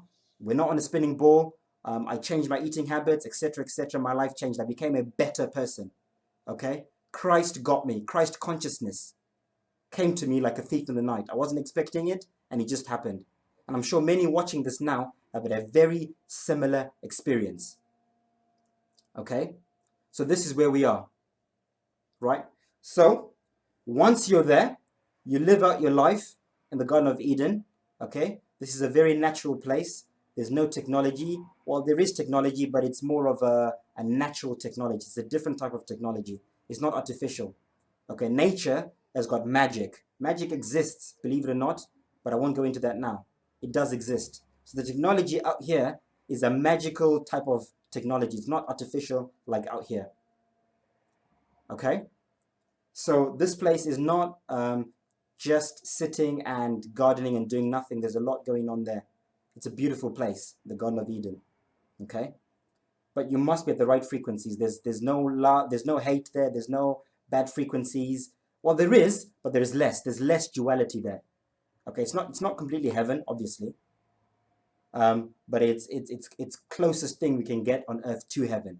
Heaven on earth, the closest thing. Okay, and this is where myself and many are being drawn to go. Some are not ready. Okay, this is the middle ground. This is half artificial, half Garden of Eden. You're in the middle of the two worlds. Middle of nature and technology. Artificial technology, natural technology. The middle. We're stuck in the middle. So some are being drawn to this artificial technology. Others are being drawn to nature and natural technology. Okay? And some are not ready to go either way. They will stay and enjoy life here on earth for a bit more and experience and change and help with the ages. Eventually, all of this will be heaven on earth when all the toroidal fields are completely spread out and, you know, and one with the main one. This is when it's heaven on earth. This is when we're in the Satya Yuga, in the golden age. But this will happen really, really, really slowly. So you can see the shift. You can feel the shift. You can see what's happening right now with world governments, with world economies, with people questioning. You know, there's a lot of turmoil going on. Everything must, before there's a new birth, the old must die. So it's going to be a very painful process over the next few years. A lot of things that seem negative will happen. A lot of bad things that we might think are bad will happen. But they have to happen because the old has to die for the new to begin. Okay? Because we're getting into a new age now. And these elites, they know this. Okay? And they are shaking in their boots because we're catching up. We're waking up and their consciousness, they're getting dumber. We're getting smarter. Okay? This is why they are trying to destroy everything before they go. Because they have to go. They have to go. They cannot withstand this frequency. This frequency is hurting them. This energy being sent from the center is not good for them. They do not like it. This is why they're trying to destroy Europe. You see this whole agenda in Europe with the whole immigration, divide and conquer, black versus white, immigrants versus not immigrants, etc., etc. They're doing that on purpose, divide and conquer, because they want to destroy everything here before they leave. You know, if we can't have it, we want to burn it before we go. And then you can stay behind and rebuild it on your own. That is the agenda, ultimately. And they'll go out to Mars, running away, and eventually they'll be pushed so much out because they're on their way down. And only the good ones, the ones ascending, will be here during the golden age. Okay? So, going back to the cycle of life, once you get to ascend into the messenger, when you're a demigod, you get into the moon, you get into Venus, you do Jupiter, you know, you're doing your time in all of those, you're raising in consciousness. And then after that, you become an angel again, right? You're a shooting star here. Now you're an angel again. You're at 85%, you're ascending. Okay? Now you're influencing things up here. You're a director of everything. You then ascend into there, 90, 95. And then after that, you don't become one with the whole. Now you are free. You exit the cosmic egg through the cosmic highway out into the multiverse. You're now free to explore and experience life in other cosmic eggs, in other experiences, in other worlds, in other universes. Okay? As a free soul. You are free forever. You will never die. Right? You go into another cosmic egg and you have your own experiences in there that are probably totally different to this. Right? And this is the cycle of life. And new souls will be being birthed. They do the cycle. They go out. And this is continuously happening. Cycles of life, of consciousness, of stars. That is what we truly are. We are stars wrapped in skin and flesh and bone. Soul, spirit. And even science, quantum science is starting to realize this now. They're starting to tell us that we're not just flesh and bones. There's a lot more going on. And it's obvious to most people now, I think. Those who are awake know for sure. Okay? And that is the cycle of life. Okay? I hope I was clear, and I hope I wasn't going around in circles. Again, like I said, I'm not saying that everything I'm saying is 100% truth. A lot of it is my own understanding from what I've researched and from what I've learned from other people and from what I'm picking up from, from the universe. It's my interpretation. If you resonate with it, or if you recognize it, or if you remember it, because remember, we are all our own ancestors because we've reincarnated. So this time is normally called the Great Remembrance because we are remembering things we've always known. For those who are tuning to the frequencies, you remember this stuff, this knowledge. Okay? So I feel like I'm remembering this. This feels like a distant memory to me. And I'm remembering it and I'm sharing it with you. And I'm seeing when I speak to people, a lot of people recognize and they go, oh, do you know what? This sounds familiar. It sounds right. I don't know it as fact, but it sounds right because your soul is remembering. You're waking up. So if you resonate with it and you get it, great.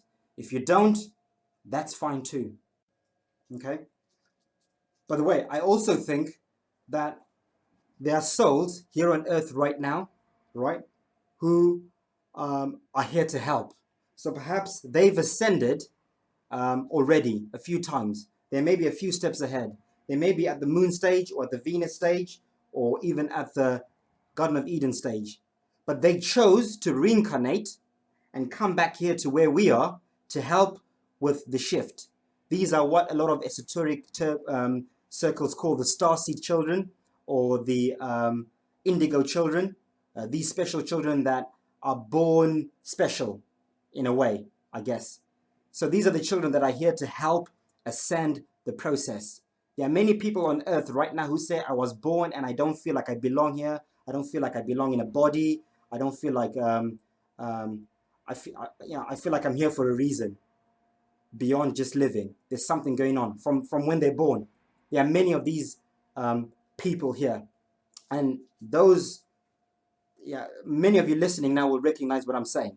Okay, I don't think I'm one of them personally. I might be, because I've always had that feeling of there's something more to this, and I had my awakening at the age of 33 last year, and so perhaps I'm one of those souls who chose to come down and help with the ascension process, right? Perhaps I'm on the journey. I incarnated here, and perhaps I've been here, and who knows? But I think there are many things happening with this incarnation. So there are some who've come directly from these outer worlds and have incarnated. These are the new souls, the young souls.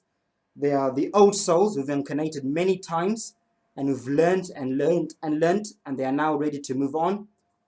There are other souls who've come backwards. They were already ahead. They've now come back and they want to help with the ascension, and then they'll move on spiritually. So maybe they're not even meant to be going to the center at all in physical form. Maybe when they ascend, they are ascending upwards into the moons or whatever spiritually. They're not going to be reincarnating into body in the next life. Okay, so many things going. Personally, I think I'm destined for the center. Okay, I still want to experience life in a physical body, but certainly not in the conditions we're in now. I'm certainly drawn to nature and living in harmony with the animals, with nature, and veganism, and love, and all those things. I'm not drawn to technology and the materialistic things in life. There's nothing wrong with those things. Those who enjoy them. That's fine. But there are many of us who feel more drawn to nature and to that side of things. Okay, and that's my journey. So I think for sure, this is my next incarnation, the center in physical form. Okay, I just wanted to put that out there really quick. Nice, well done. That was very, very well done. To explain the cosmos in under an hour, you've got to be, you've got to have the whole concept conceptualized. You've got to have it clear, and you've done that. That's brilliant, and you've syncretized lots and lots of different things. You've salvaged, the heliocentric, ridiculous,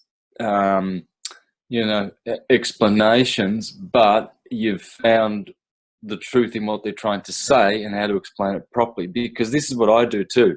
For instance, one example, the atom. They tell you there are three things: the neutron, the proton, and the electron, but they don't understand. There are three things, but they don't understand what those three things are, because they're giving it a particle, whereas there are no particles. Yeah. You see, so yeah. So, but you can salvage it, because more or less they're aiming at in the right direction. It's just that they're never really allowed to explain things completely truthfully. They're just not allowed to, because then we just wake up so quickly. So look, that was really, really well done. I'm glad you recorded it, because I think you should put this up straight away. Give people this This will give many people a lot of aha moments, all kinds of people. I think it'll give people like the concave earthers something to think about. Yeah. Even the square, diamond, rectangular earthers. It's really, really going to give them a lot of inspiration. Now, I do have difficulty with one thing, Venus.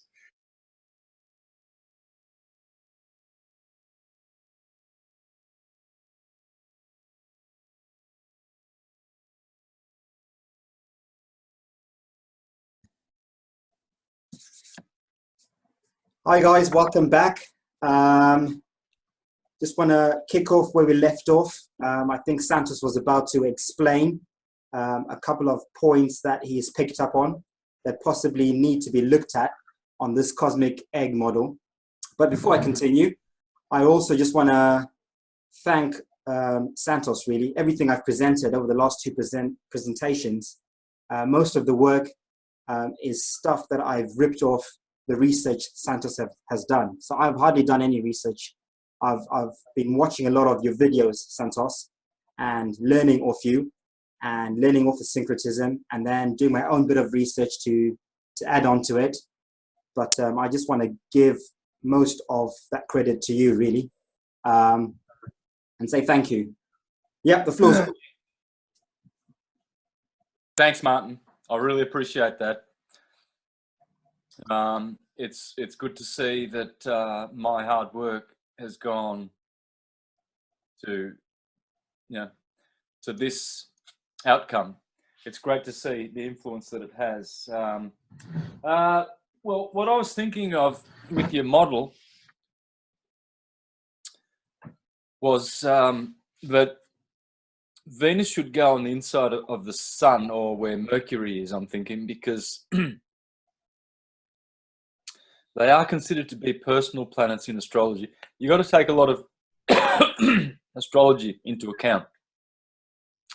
So I'm thinking astrologically here, and also the Ptolemaic model. Okay, so Ptolemy clearly says that there's 10 concentric spheres. Prima mobile is the first, then the crystalline sea, then the firmament, then time begins. Chronos, and then he has a sun. Space begins. Jupiter, Mr. Expansion. Then Mars, action. Then the sun, Venus, Mercury, and the moon is the last sphere. So Venus, Mercury, and Moon have always been considered to be subsolar. I think that's the expression. I don't think that's the right expression. But anyway, I'm trying to think of. It'll come to me. So, of course, we've got the plane of the Earth, and we've got. So, Moon is always first, then Mercury, then Venus, and these planets are considered to be what's called the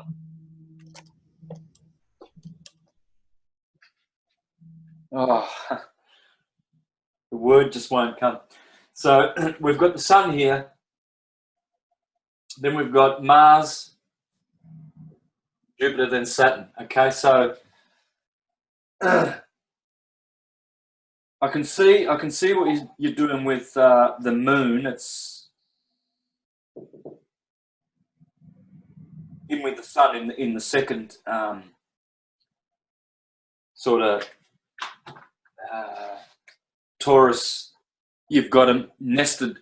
You've got like nested 4 or 5 nested Taurus fields. Okay, isn't that right? 4 or 5. Yep, that's right. Okay. So I would say, so you put the sun in the second one, yeah? Yep. And you put Mars and Venus in the third one. Yes, yep. Right. And Venus, Mercury on the inner one, the one at the center, inside us. Yeah. And you've got rightfully Saturn and Jupiter up here. Now Saturn is 29.5 years in orbit. Moon is 29. Well, actually, let me be more specific because this is very interesting. 29.49, I believe it is. Got to check that one. Again, I'm going, it's late and I'm tired. 29.49, whatever that number is, this is exactly a harmonic of it, or a fractal of it. Okay. Now, days. So the Saturn and Moon thing, that's very interesting. I'll get back to that. But then you put the first vortex or nested torus field, Yeah. and you put that at the center of the Mount Meru, sort of around the center part of the Earth, yeah? Yes. Yeah. All right, well, I think that's a problem because Venus's orbit is 225 days, okay? Whereas Mars is 6, 8, 7 days, which is just under 2 years. Jupiter's 12 years, of course. And the Sun, of course, is the 1 year, right? Yeah. So it's expressive of sort of a golden ratio, sacred geometric,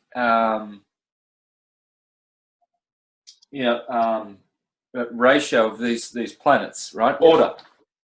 Order. So obviously the Moon goes up here with the Sun, yeah? First of all, we get Venus transits, Mercury transits, and Moon transits. Right. Called eclipses. Uh-huh. So Moon transits are called eclipses, but they are transits because the eclipses can only happen near the nodes, the North Node and the South Node. So they are eclipses. They are transits. It's a transit. The Moon is passing either in front of the Sun or behind the Sun, and the North Node is there. But three things have to come together: either Rahu and Ketu, or as we call them in Western system, North Node and South Node. They are always there, present within 4 degrees of the Sun and the Moon, either or, whether it's a solar eclipse or a lunar eclipse, time and time again, consistently, invariably, always. So with Mercury, we can see the transits of Mercury, and they always happen in Taurus, in the middle of May in Taurus, and opposite in the middle of Scorpio, around about November 11th. So May 8th, 9th, 10th, November 8th, 9th, 10th, directly opposite.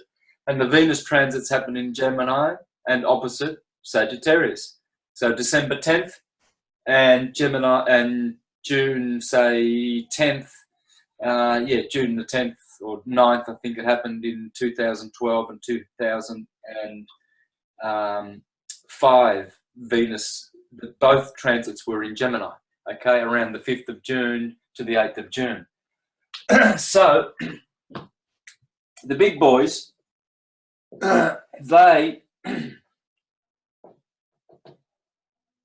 we don't see these transits. So you can see how these guys, definitely Mars belongs to that sphere and Jupiter and Saturn belong to this fourth nested vortex, or there could be just straight out 7 of them, and But this is why, Santos, I was saying on my mod, this is why I was saying that perhaps the suns, or what I call the suns, Saturn, Mars, Apollo, they follow, they run along the actual vortex, whereas the moons, they are in between. They're in an imaginary, on an imaginary path. They're not on the actual, what is it called? The actual vortex. They're in between. So if we were to conjunct them, right? I don't know if it's on me at the moment, the screen. Yeah, I can. Yes, it is. I can see you. Okay. So if we were to conjunct all these planets with Polaris, like that, yeah, they would fold into each other, all the different planets. So then you'd have Mercury, Moon, Sun, or Mercury, Moon, Venus. So maybe Venus on its path is actually below the zenith of where the sun would be at its zenith, at its peak, if everything is conjunct.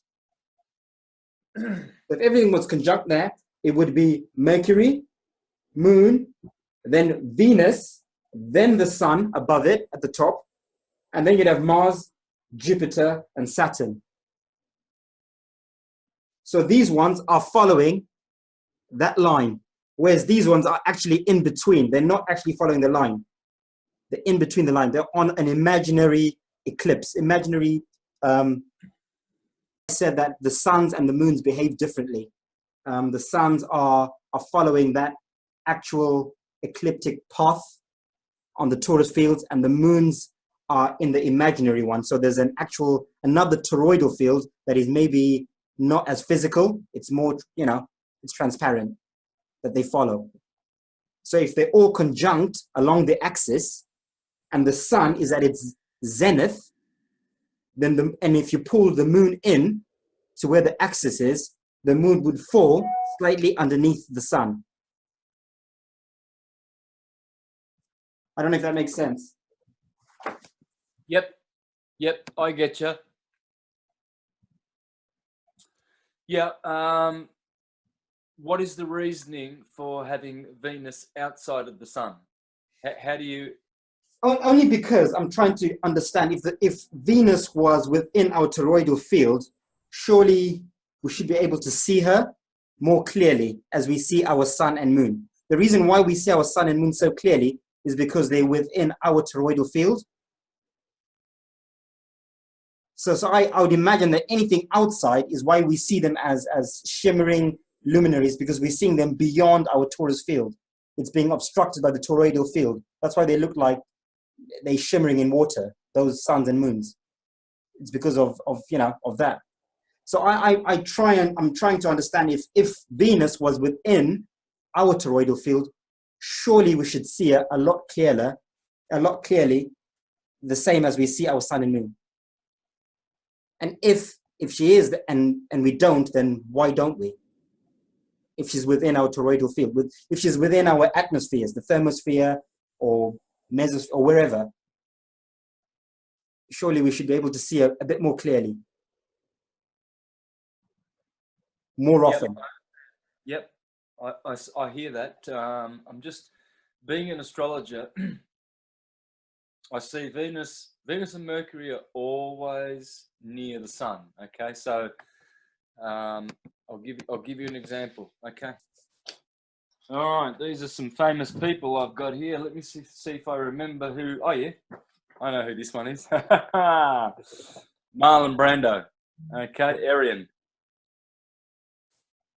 I'm not going to do his I'm just, I will one day. That's why I got these made. But you see Venus and Mercury. Yep. And there's the sun. They're always near the sun. Okay. Okay. So Mercury can never be more than 28 degrees away from the sun. So he's always, it can only be in the sign of the sun, which in this case he's not, is in the 28th degree of Pisces, and the sun is in the 12th degree of Aries.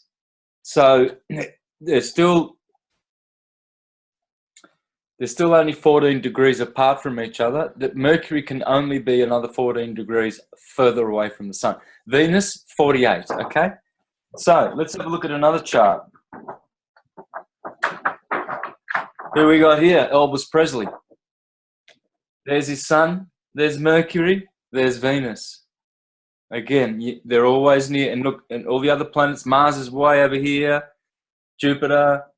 All right, so let's have a look at another one.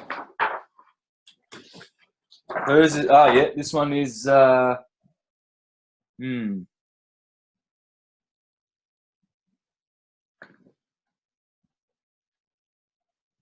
Anyway, I'll forget who it is.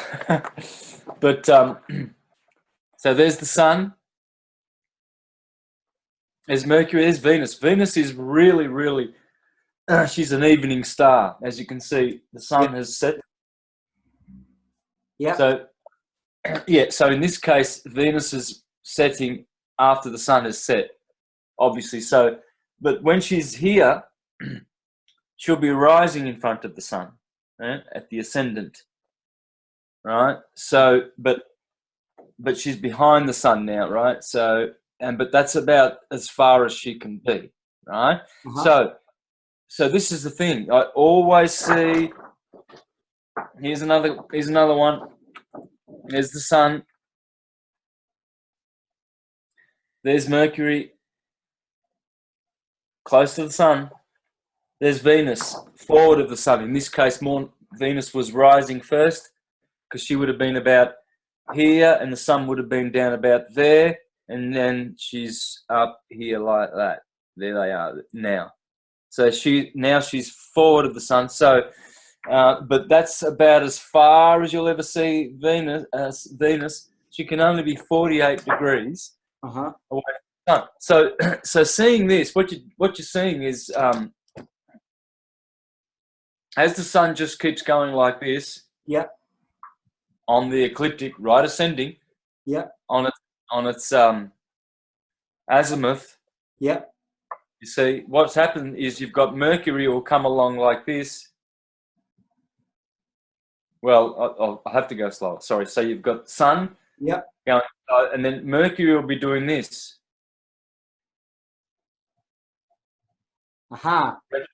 Retrograding, retrogressing, and then Venus will be doing more like this.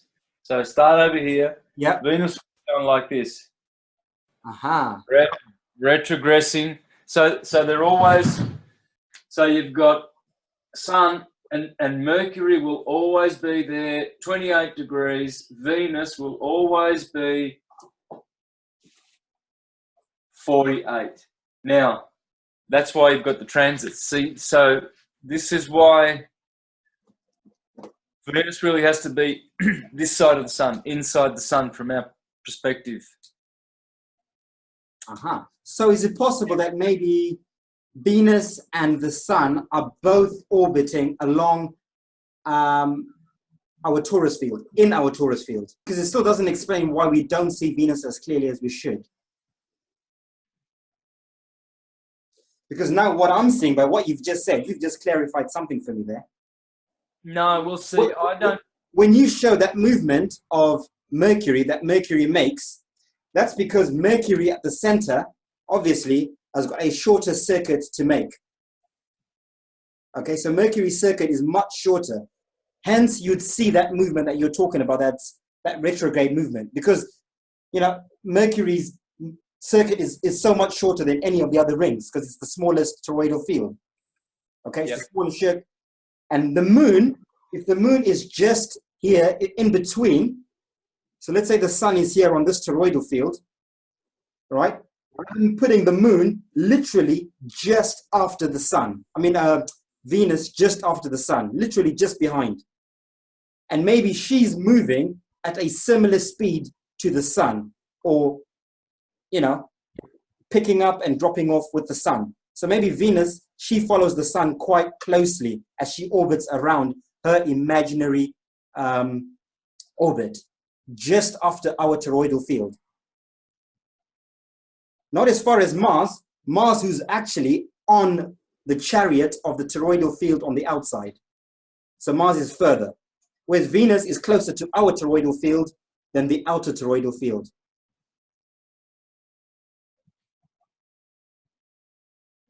Yep. That's how I'm. So when you were showing those movements, I saw that straight away, and that was an aha moment for me. Because if you look at it from this perspective, right, you've got Mars, who's pretty much running along this toroidal field, the outer one, okay? We've got the sun on our toroidal field, and Venus would be close to the sun. If the sun is here, Venus is just behind the sun, closer to our Van Allen belt than the outer one. And then you've got Mercury at the center, obviously because she's at the center and her or his orbit is much smaller, naturally she would look like she's following the sun more because there's less of a gradient for them to make up. Because it's a smaller toroidal field. Yeah. Yeah. I'm not sure. I'd have to sort of draw it all out and think about it and ponder it. But it's possible. I mean, no one has ever been able to nut out the heavens perfectly. Yep. Otherwise, you're talking about it, So, but you have to thrash it out. Yeah. And put it on the drawing board properly. See, if the sun is doing daily circles, then that year is not actually one loop. It's 365 loops. Yeah. How it would work.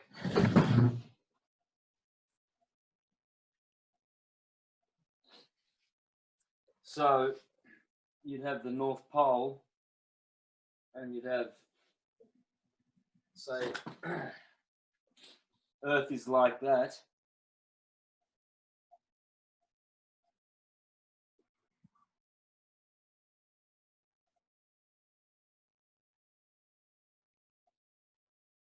All right, so there's a North Pole. I was supposed to do it. No, I didn't want to do it this way. Anyway, I'll keep going. So this is Cancer, equator, and Capricorn, yeah? Uh-huh. The tropics. Yep. And of course, we've got Antarctica out here. Uh-huh. Okay, so now from the side, of course, what we're dealing with is if that's the Earth, and this is the North Pole in the center, and the Sun will be doing something like that at Cancer, and something like this at Capricorn, and then something like this at the equator. Yes. So you've got ramping up and down of the Sun. Yep. But the Sun is doing 365 of these. Uh-huh. So Venus, so the point is Venus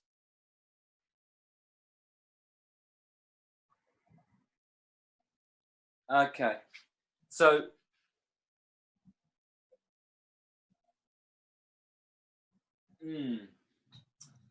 yeah, well Venus does 225.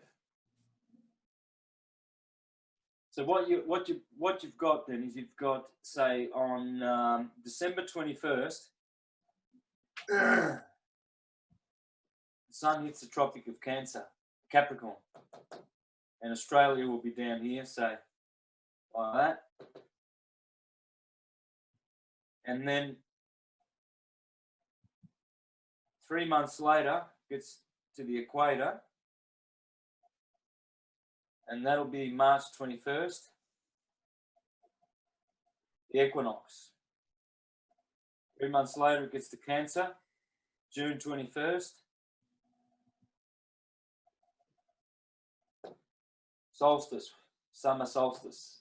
And Europe is, well, it's all on, it's all inside there. So you've got, all right, the northern. Then on the way back down 3 months later, that'll be September 23rd.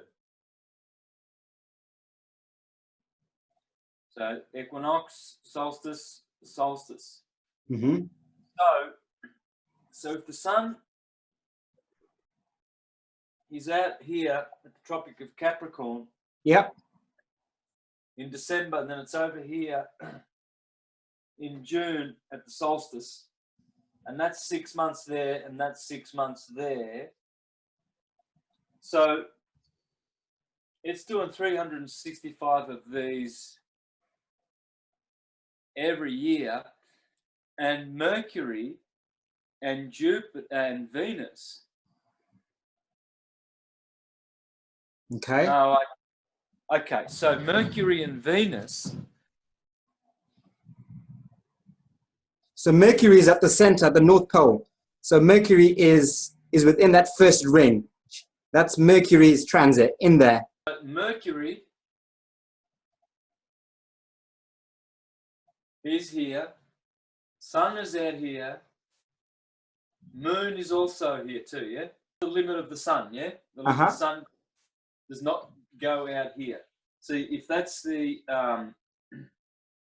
Tropic of Capricorn and you're over here in Melbourne, and they say that the sun is rising south of east, right? So it's rising even more than the Tropic of Capricorn and the equator, which will be somewhere out here, actually. So that's what they're saying about that. But I mean, we're talking about electromagnetic phenomena in the fourth dimension. You know, we've got it's like the sun is a personal objective projection. You know, that is operating in laws that we just we can't really comprehend for a start, because I mean, even the quantum physicists, there's nothing that they can tell you that conclusively that is a scientific fact, because they're also telling you always that they're theorizing, aren't they? Yeah. So they have never concluded anything. I mean, Copernicus was theorizing about his revolution. He says, look, please don't take this as absolute fact. It's only useful for explaining certain phenomena, you know, which means from one, explaining the relationship between two observed movements in the heavens, for instance, right? So it explains that. He says it's useful for that, but it's not a true model. Same with Newton. Newton was always stressing that it's hypothetical what he's doing, and the hypothesis and the theory and what if, you know. So, but okay, well, let's get back to this then.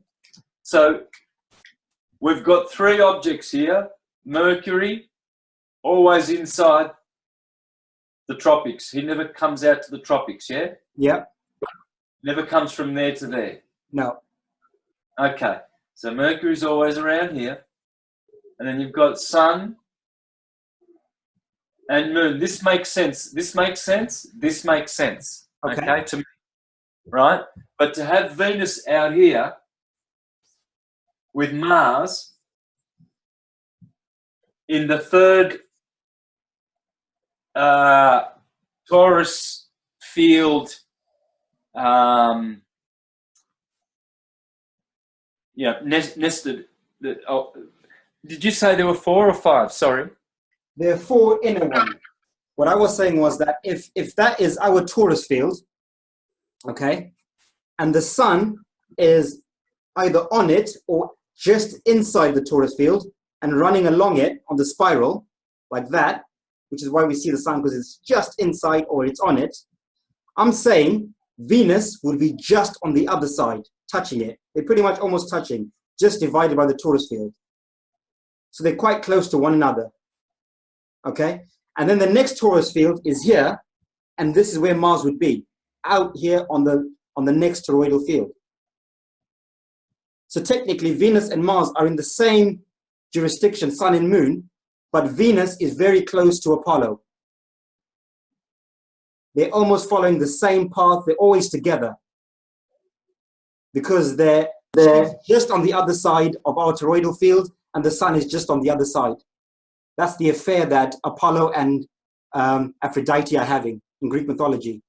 And Mars was jealous of Aphrodite having an affair with Apollo. That's because they follow the same path. When in actual fact, Mars and Aphrodite should be together because they're the sun and moon of these outer lands together. That's how I've reconciled it. Yeah, I like that. I mean, that's lovely. Now, for me, I have to astrologically see how that works, you know. So, Yeah, of course. Yeah, of course, we know with the heliocentric model, the year orbit of the sun, or well, they say it's the Earth, of course, orbiting around the sun. So there is a one revolution, even though they say the Earth is rotating 24 hours, so 365 rotations around the Earth goes orbiting around the sun. So there is a one, you know, Yeah. one revolution there. Whereas we're dealing with, so June, Yep.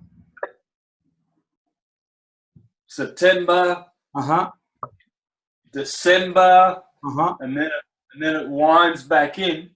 Yep. So the sun's torus field is like a breathing, expanding, compressing from tropic to tropic. So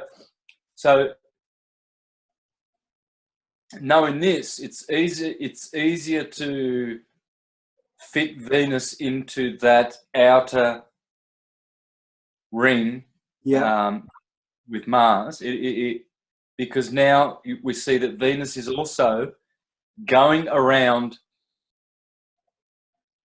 daily along with the sun. Has to be. Absolutely. So, yeah. So this 225-year a day other cycle that's going on, which we call an orbit of Venus, which it is not an orbit of Venus.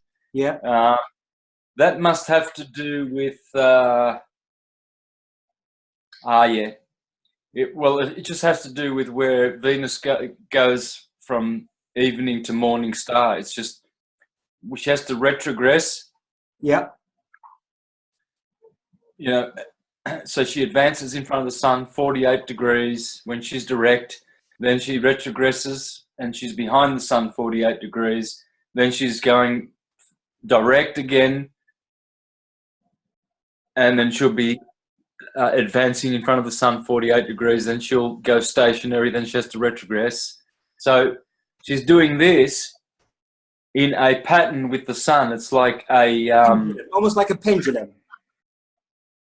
Well, or like an epicycle. Yeah. I was going to say.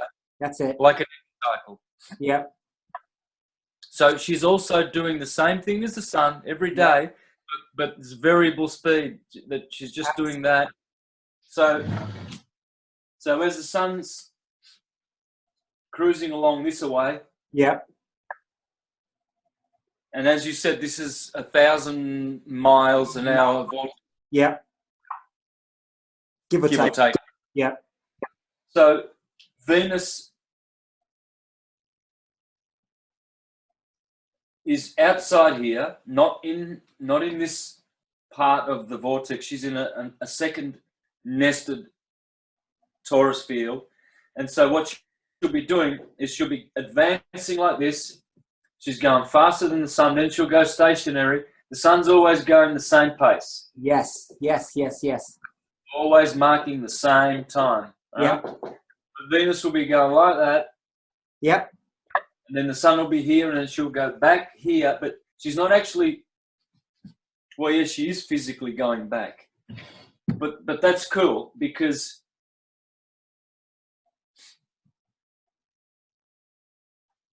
wherever the sun is, she'll always be around the same area. You know, she'll be doing this, Yeah. following the sun more or less. You know, yeah. Yeah. So yeah. Well, the other thing is, That's beautiful, Santos. That's beautiful. Yeah. well, yeah. The other thing is, you say that if Venus were in our vortex, then we should see her as brilliant as the sun. I don't know about that, because look at the moon. The moon's the same size as the sun, yes. I think originally, yes, they. Originally, at their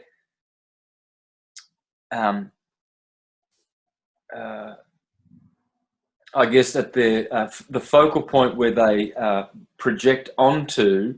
Yeah. I think they're more or less all the same planets size, because remember the pictures of the 21st of August eclipse? Yeah.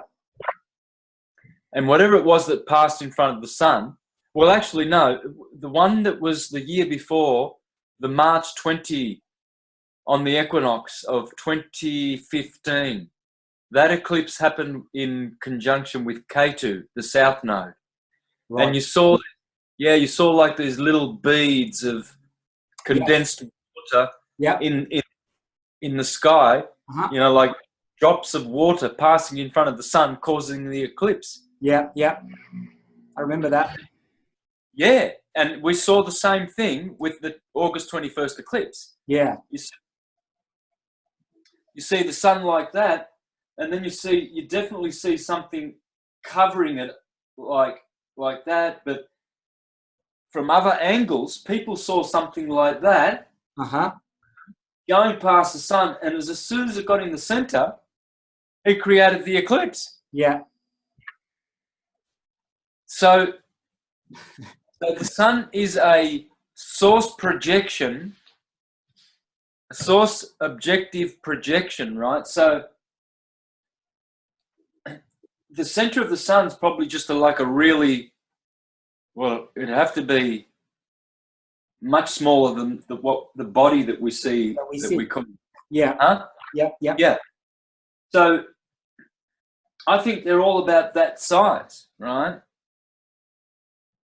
And then this expanded disk that we see glowing and that has its limit. See, like the sun for me is like a condensed rainbow, right? The sun causes the rainbow. The sun is made up of white light, which is incoherent white light, and the 7 refracted colors of the white light of the sun, which are the electromagnetic spectrum, Snow White, and 7 dwarfs. So that's just like a coiled. Well, they say it's a serpent. Yeah, it's Quetzalcoatl. The rainbow serpent, according to the Aboriginals. Well, that's the rainbow, isn't it? But it's condensed. Yeah. So this, what we see here as the sun, that's an electrical effect. Yeah, it has to be. Absolutely. You're putting the moon in the same as the same thing as well, like a projection, as you were saying. The moon pretty much has that same reputation as well. So, you know, you're not actually, what you're seeing is not actually what is actually there. Yeah. Exactly. And it's the same with the moon, because the moon is the same diameter or circumference as the sun. So possibly Venus,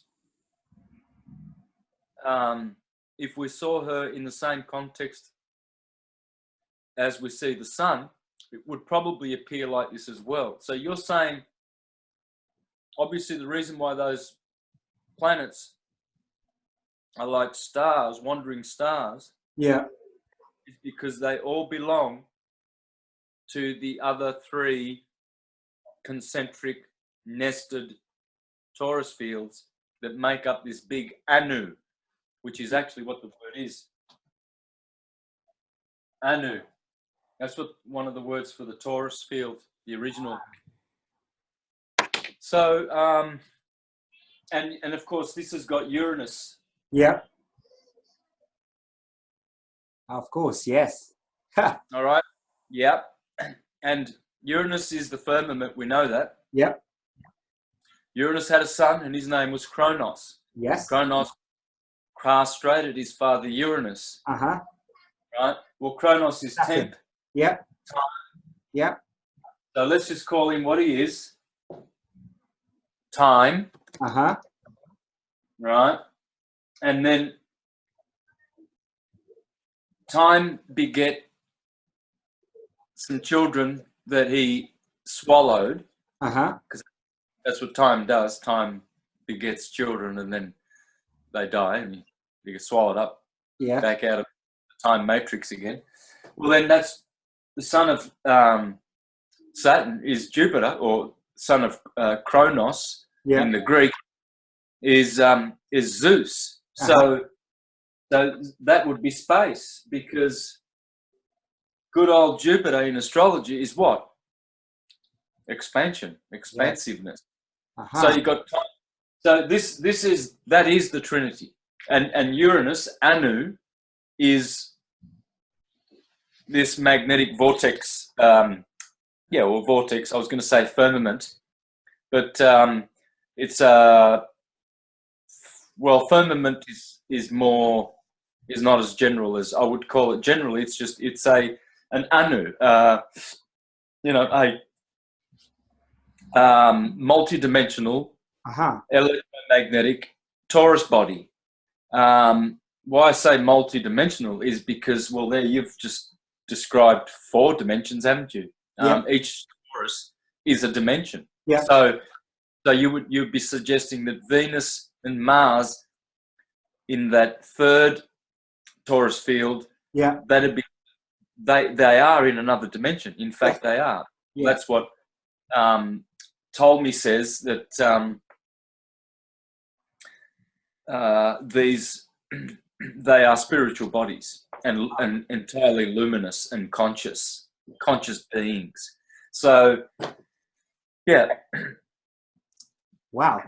Something that I've been trying to figure out is, where does Rhea come into this? Who's Rhea in Greek mythology? What would that be? Well, Rhea is the wife of Kronos, yeah? Uh-huh. Uh-huh. And the mother of Zeus, Jupiter, Yes. Zeus, Yes. which is Jesus, exactly who it is. And you can know this because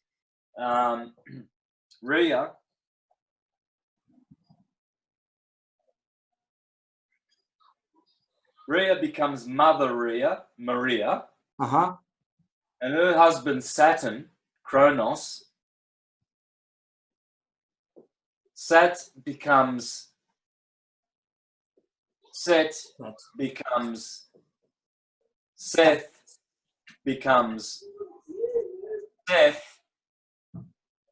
father Seth, and mother Rhea. So Saturn and Rhea beget a son, Uh-huh. Zeus, Jesus. And so it's the same story. Jesus, Joseph, and Mary. And again, Kronos was the like the foster father, wasn't he, Uh-huh. of Zeus, because he didn't bring him up. Yes. It's the same story. So Santos, so would Rhea be the name that would Rhea be the name of the 4th toroidal field? Well, would that be the name of? Look at the name, brother. Look at the name. Rhea is area. Ah, right. She's also great. Yeah. She's also our mother who art great, who is great in heaven. She's also the bread, the cereals. Whoops. Rhea, bread. Because time and space, Uh-huh. Saturn and area, Uh-huh. tempo and area. Yeah. See, Jupiter fills the same. Jupiter fills the same boots as Rhea because Yep. Jupiter is expansion. Yeah. It always works like that because what happens now is this is grandpa, Uh-huh. this is daddy, and this is the son, and now Zeus, Jupiter, Jesus becomes, the god of gods and the savior of men in Christianity, but in Greek he's the god of gods, right? Well, because he defeats time. He castrated his daddy because this guy castrated his daddy, right? So how does Jupiter do that? Well, he thwarts that power out of. He was the one that thwarted being swallowed by Kronos. That is amazing, Santos, because when I was doing the whole solar ascension thing on my model, I put Saturn as the portal in for souls. When souls are descending into the cycle of life, the first place you come into is Saturn, like we're saying, Father Time. That's when time starts. And I said on this side, feminine energies, these are the portals out. So souls ascending upwards, they go through the moon, then through Venus, then through Jupiter. Jupiter is the last one in the fourth dimension before you enter the heavens. So defeating time. Jupiter, you're defeating time. You're now leaving time. And that's where that mythology comes in. When you get into Saturn, you're now in time. You're coming into time. When you're leaving Jupiter and ascending upwards, you're now defeating time. You're back into timeless form. Yeah, well, Wow. Jupiter, yeah, it's Peter and Paul. You rob Peter to pay Paul. Yeah. Paul is Saturn, Yeah. and Peter, Jupiter. You must understand this. There's this motif of Peter and Paul, and Mary, Peter, Paul, and Mary. But the Peter and Paul is Jupiter and Saturn because of this trinity. Okay, Yeah. this is the beginning of everything, the origin of all things. The heavens. Uranus means heaven. Yep. Okay. Yeah, this is our spiritual daddy, and then time is born of Uranus. Uh-huh. And so time castrates no time, essentially, or the forever now. So time is now wanting to have 3 tenses instead of 1 tense. All right, so that's the principle of time.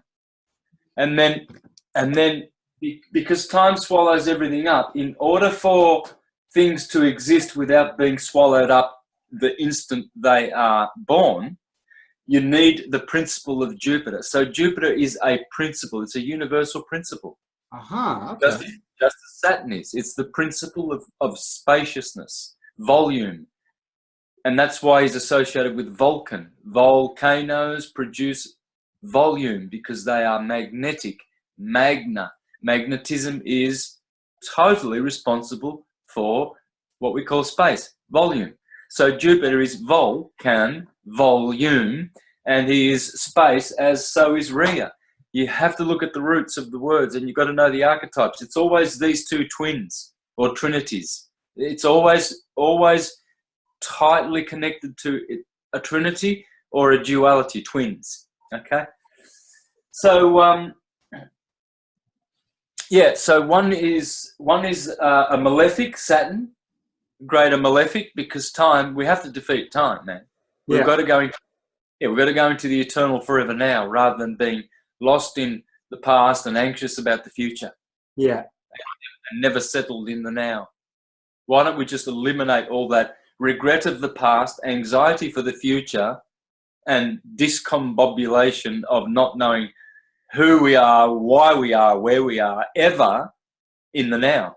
We can get rid of all of that by reabsorbing these principles of time and space, because see this,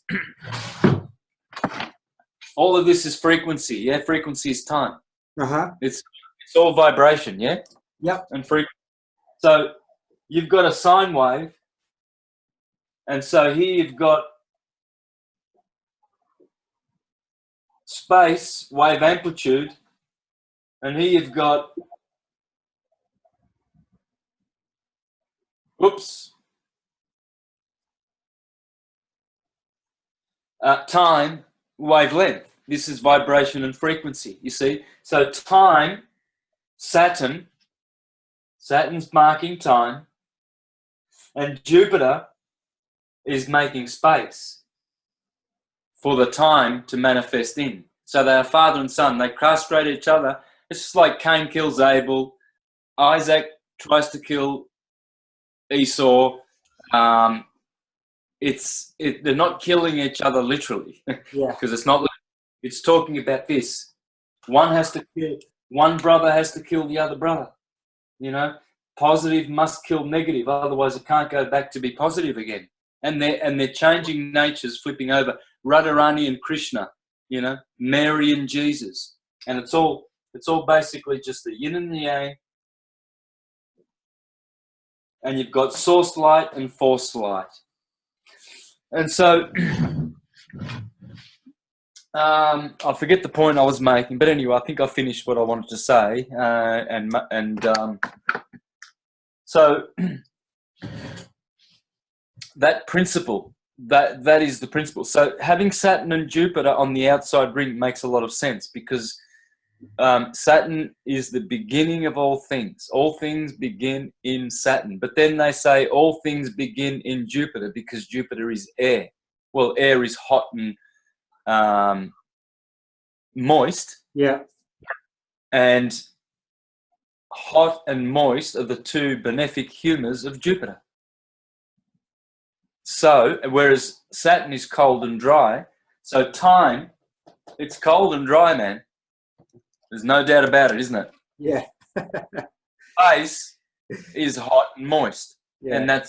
And those are the humours of Saturn, the greater malefic. Whatever is dry and cold cannot grow. Plants can't grow in the dryness if they're dry, nor if they are cold.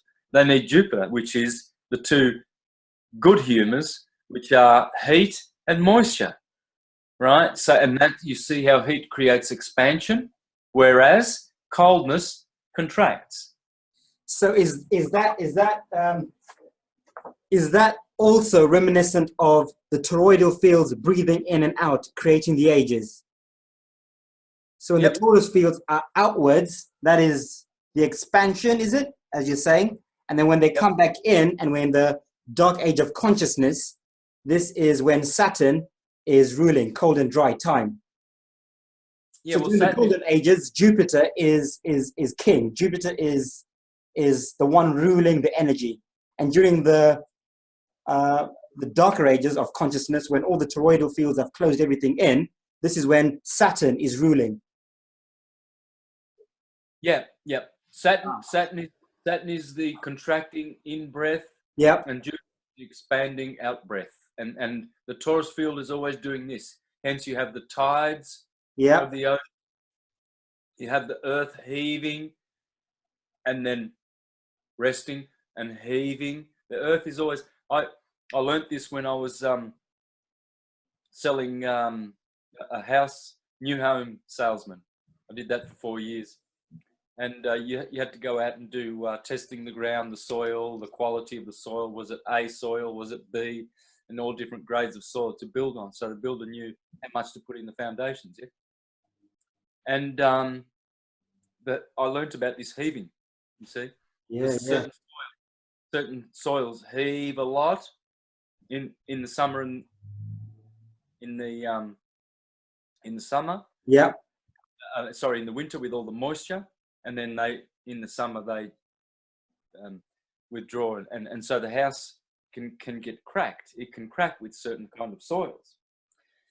So this is the breath. Everything is breathing, you see, and Saturn is the principle of everything coming back to oneness and contracting.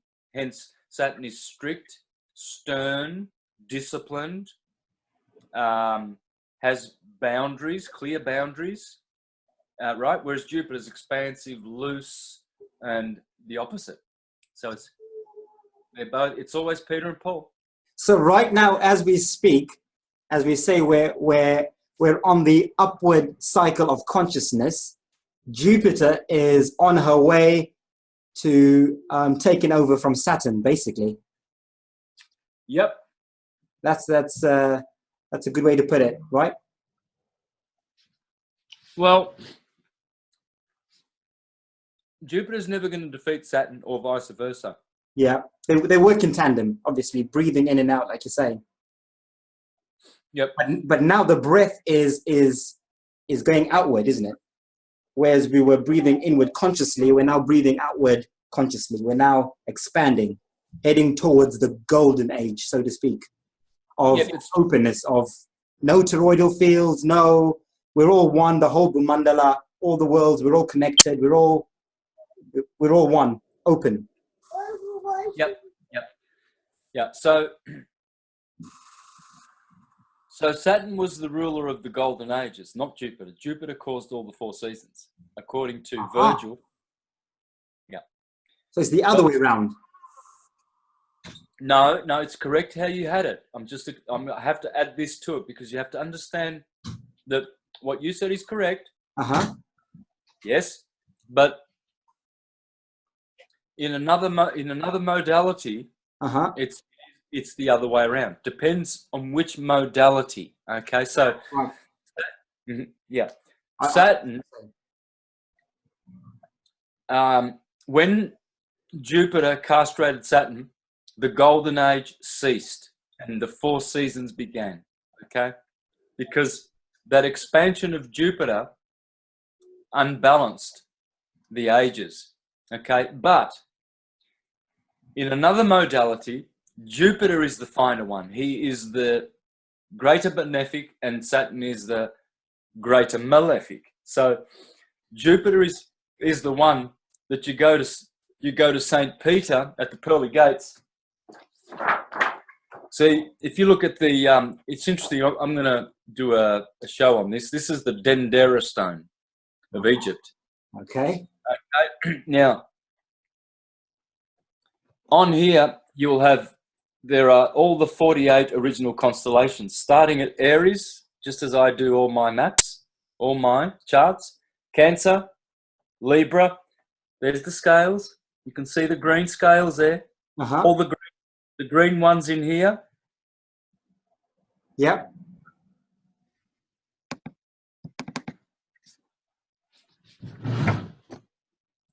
Okay, all these green ones. So there's Libra, right there where I have my Libra always. Virgo, Scorpio, Sagittarius, Capricorn, Aquarius, Pisces, Aries.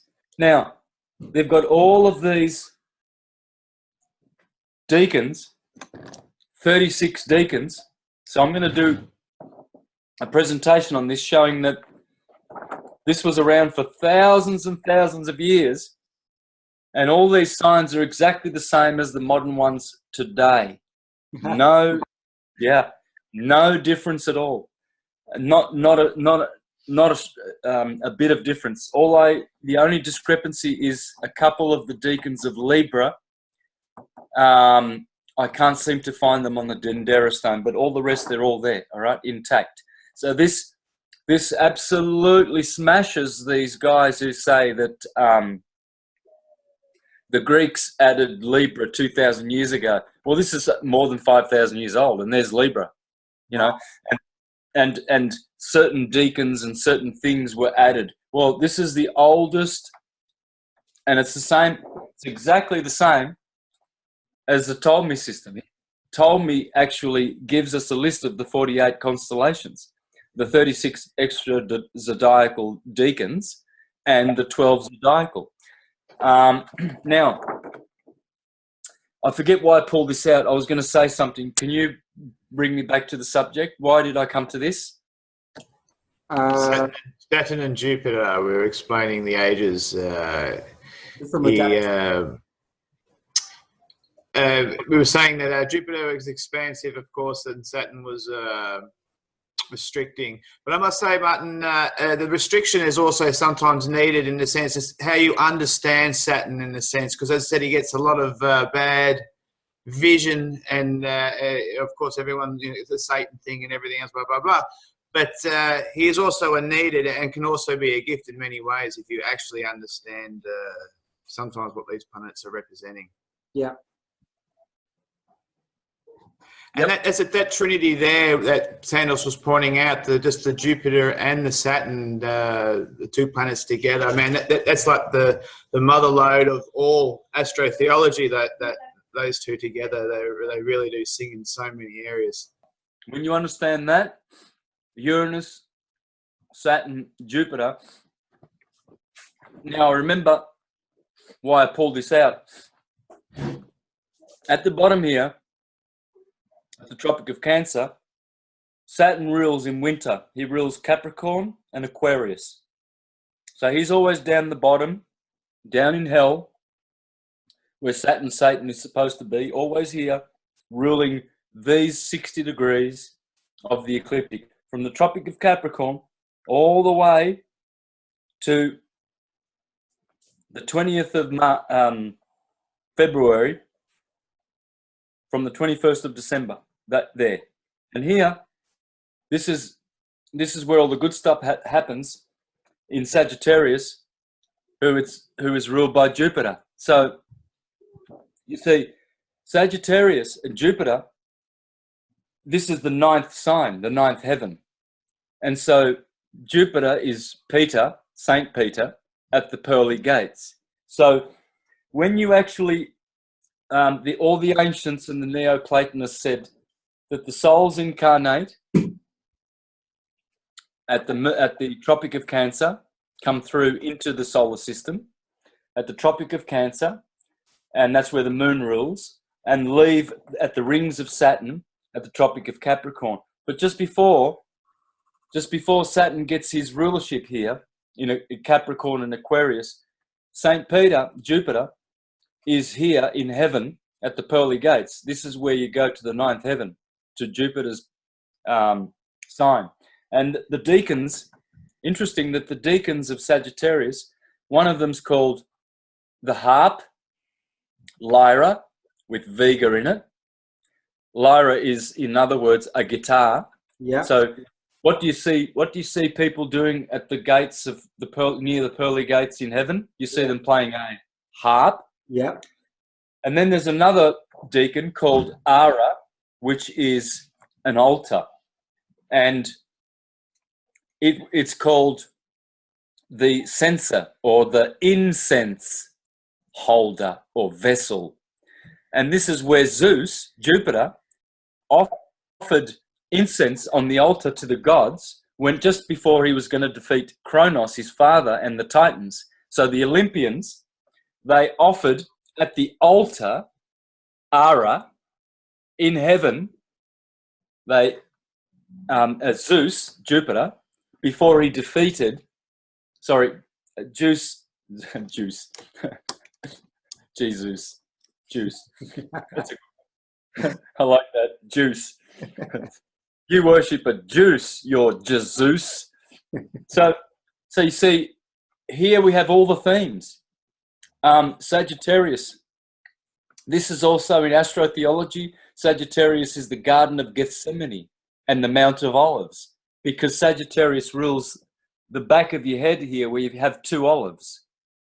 And this is the Mount of Olives because it's high up in your body, you see. So and Draco is the third deacon of Sagittarius, and Draco is the dragon or the devil. And what does Jesus encounter in the Garden of Gethsemane on the Mount of Olives? The devil. Devil, yeah. You see, so all of these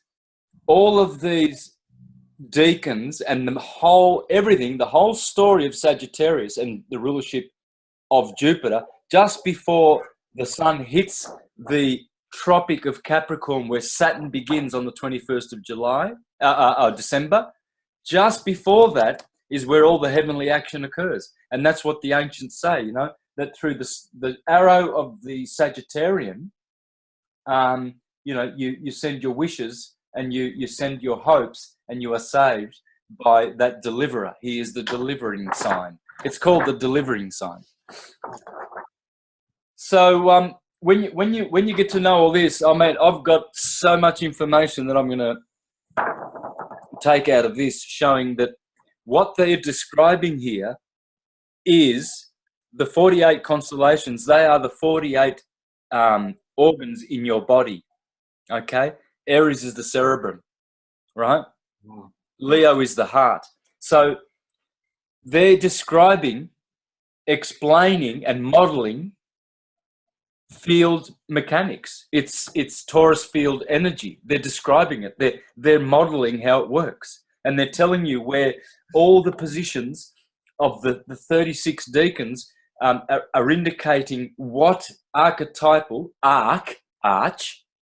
archetypal energies are found as the vortex does its cycles.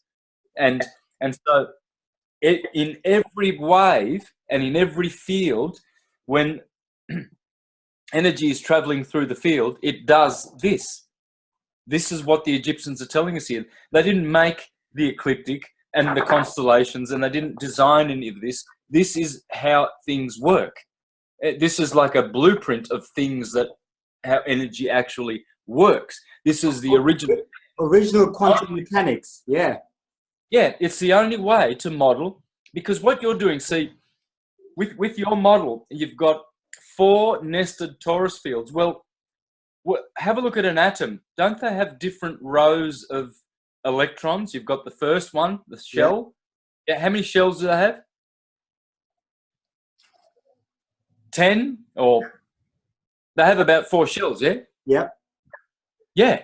So you see, they tell you that an atom, right? Let's say carbon. It's just about to cut off. We're running out of time, about 30 seconds. Oh, yeah, okay. Might have to reloop. It's up to you. Do we need to keep going? No, can we schedule another time? Because I've got to work in 15 minutes. Yes.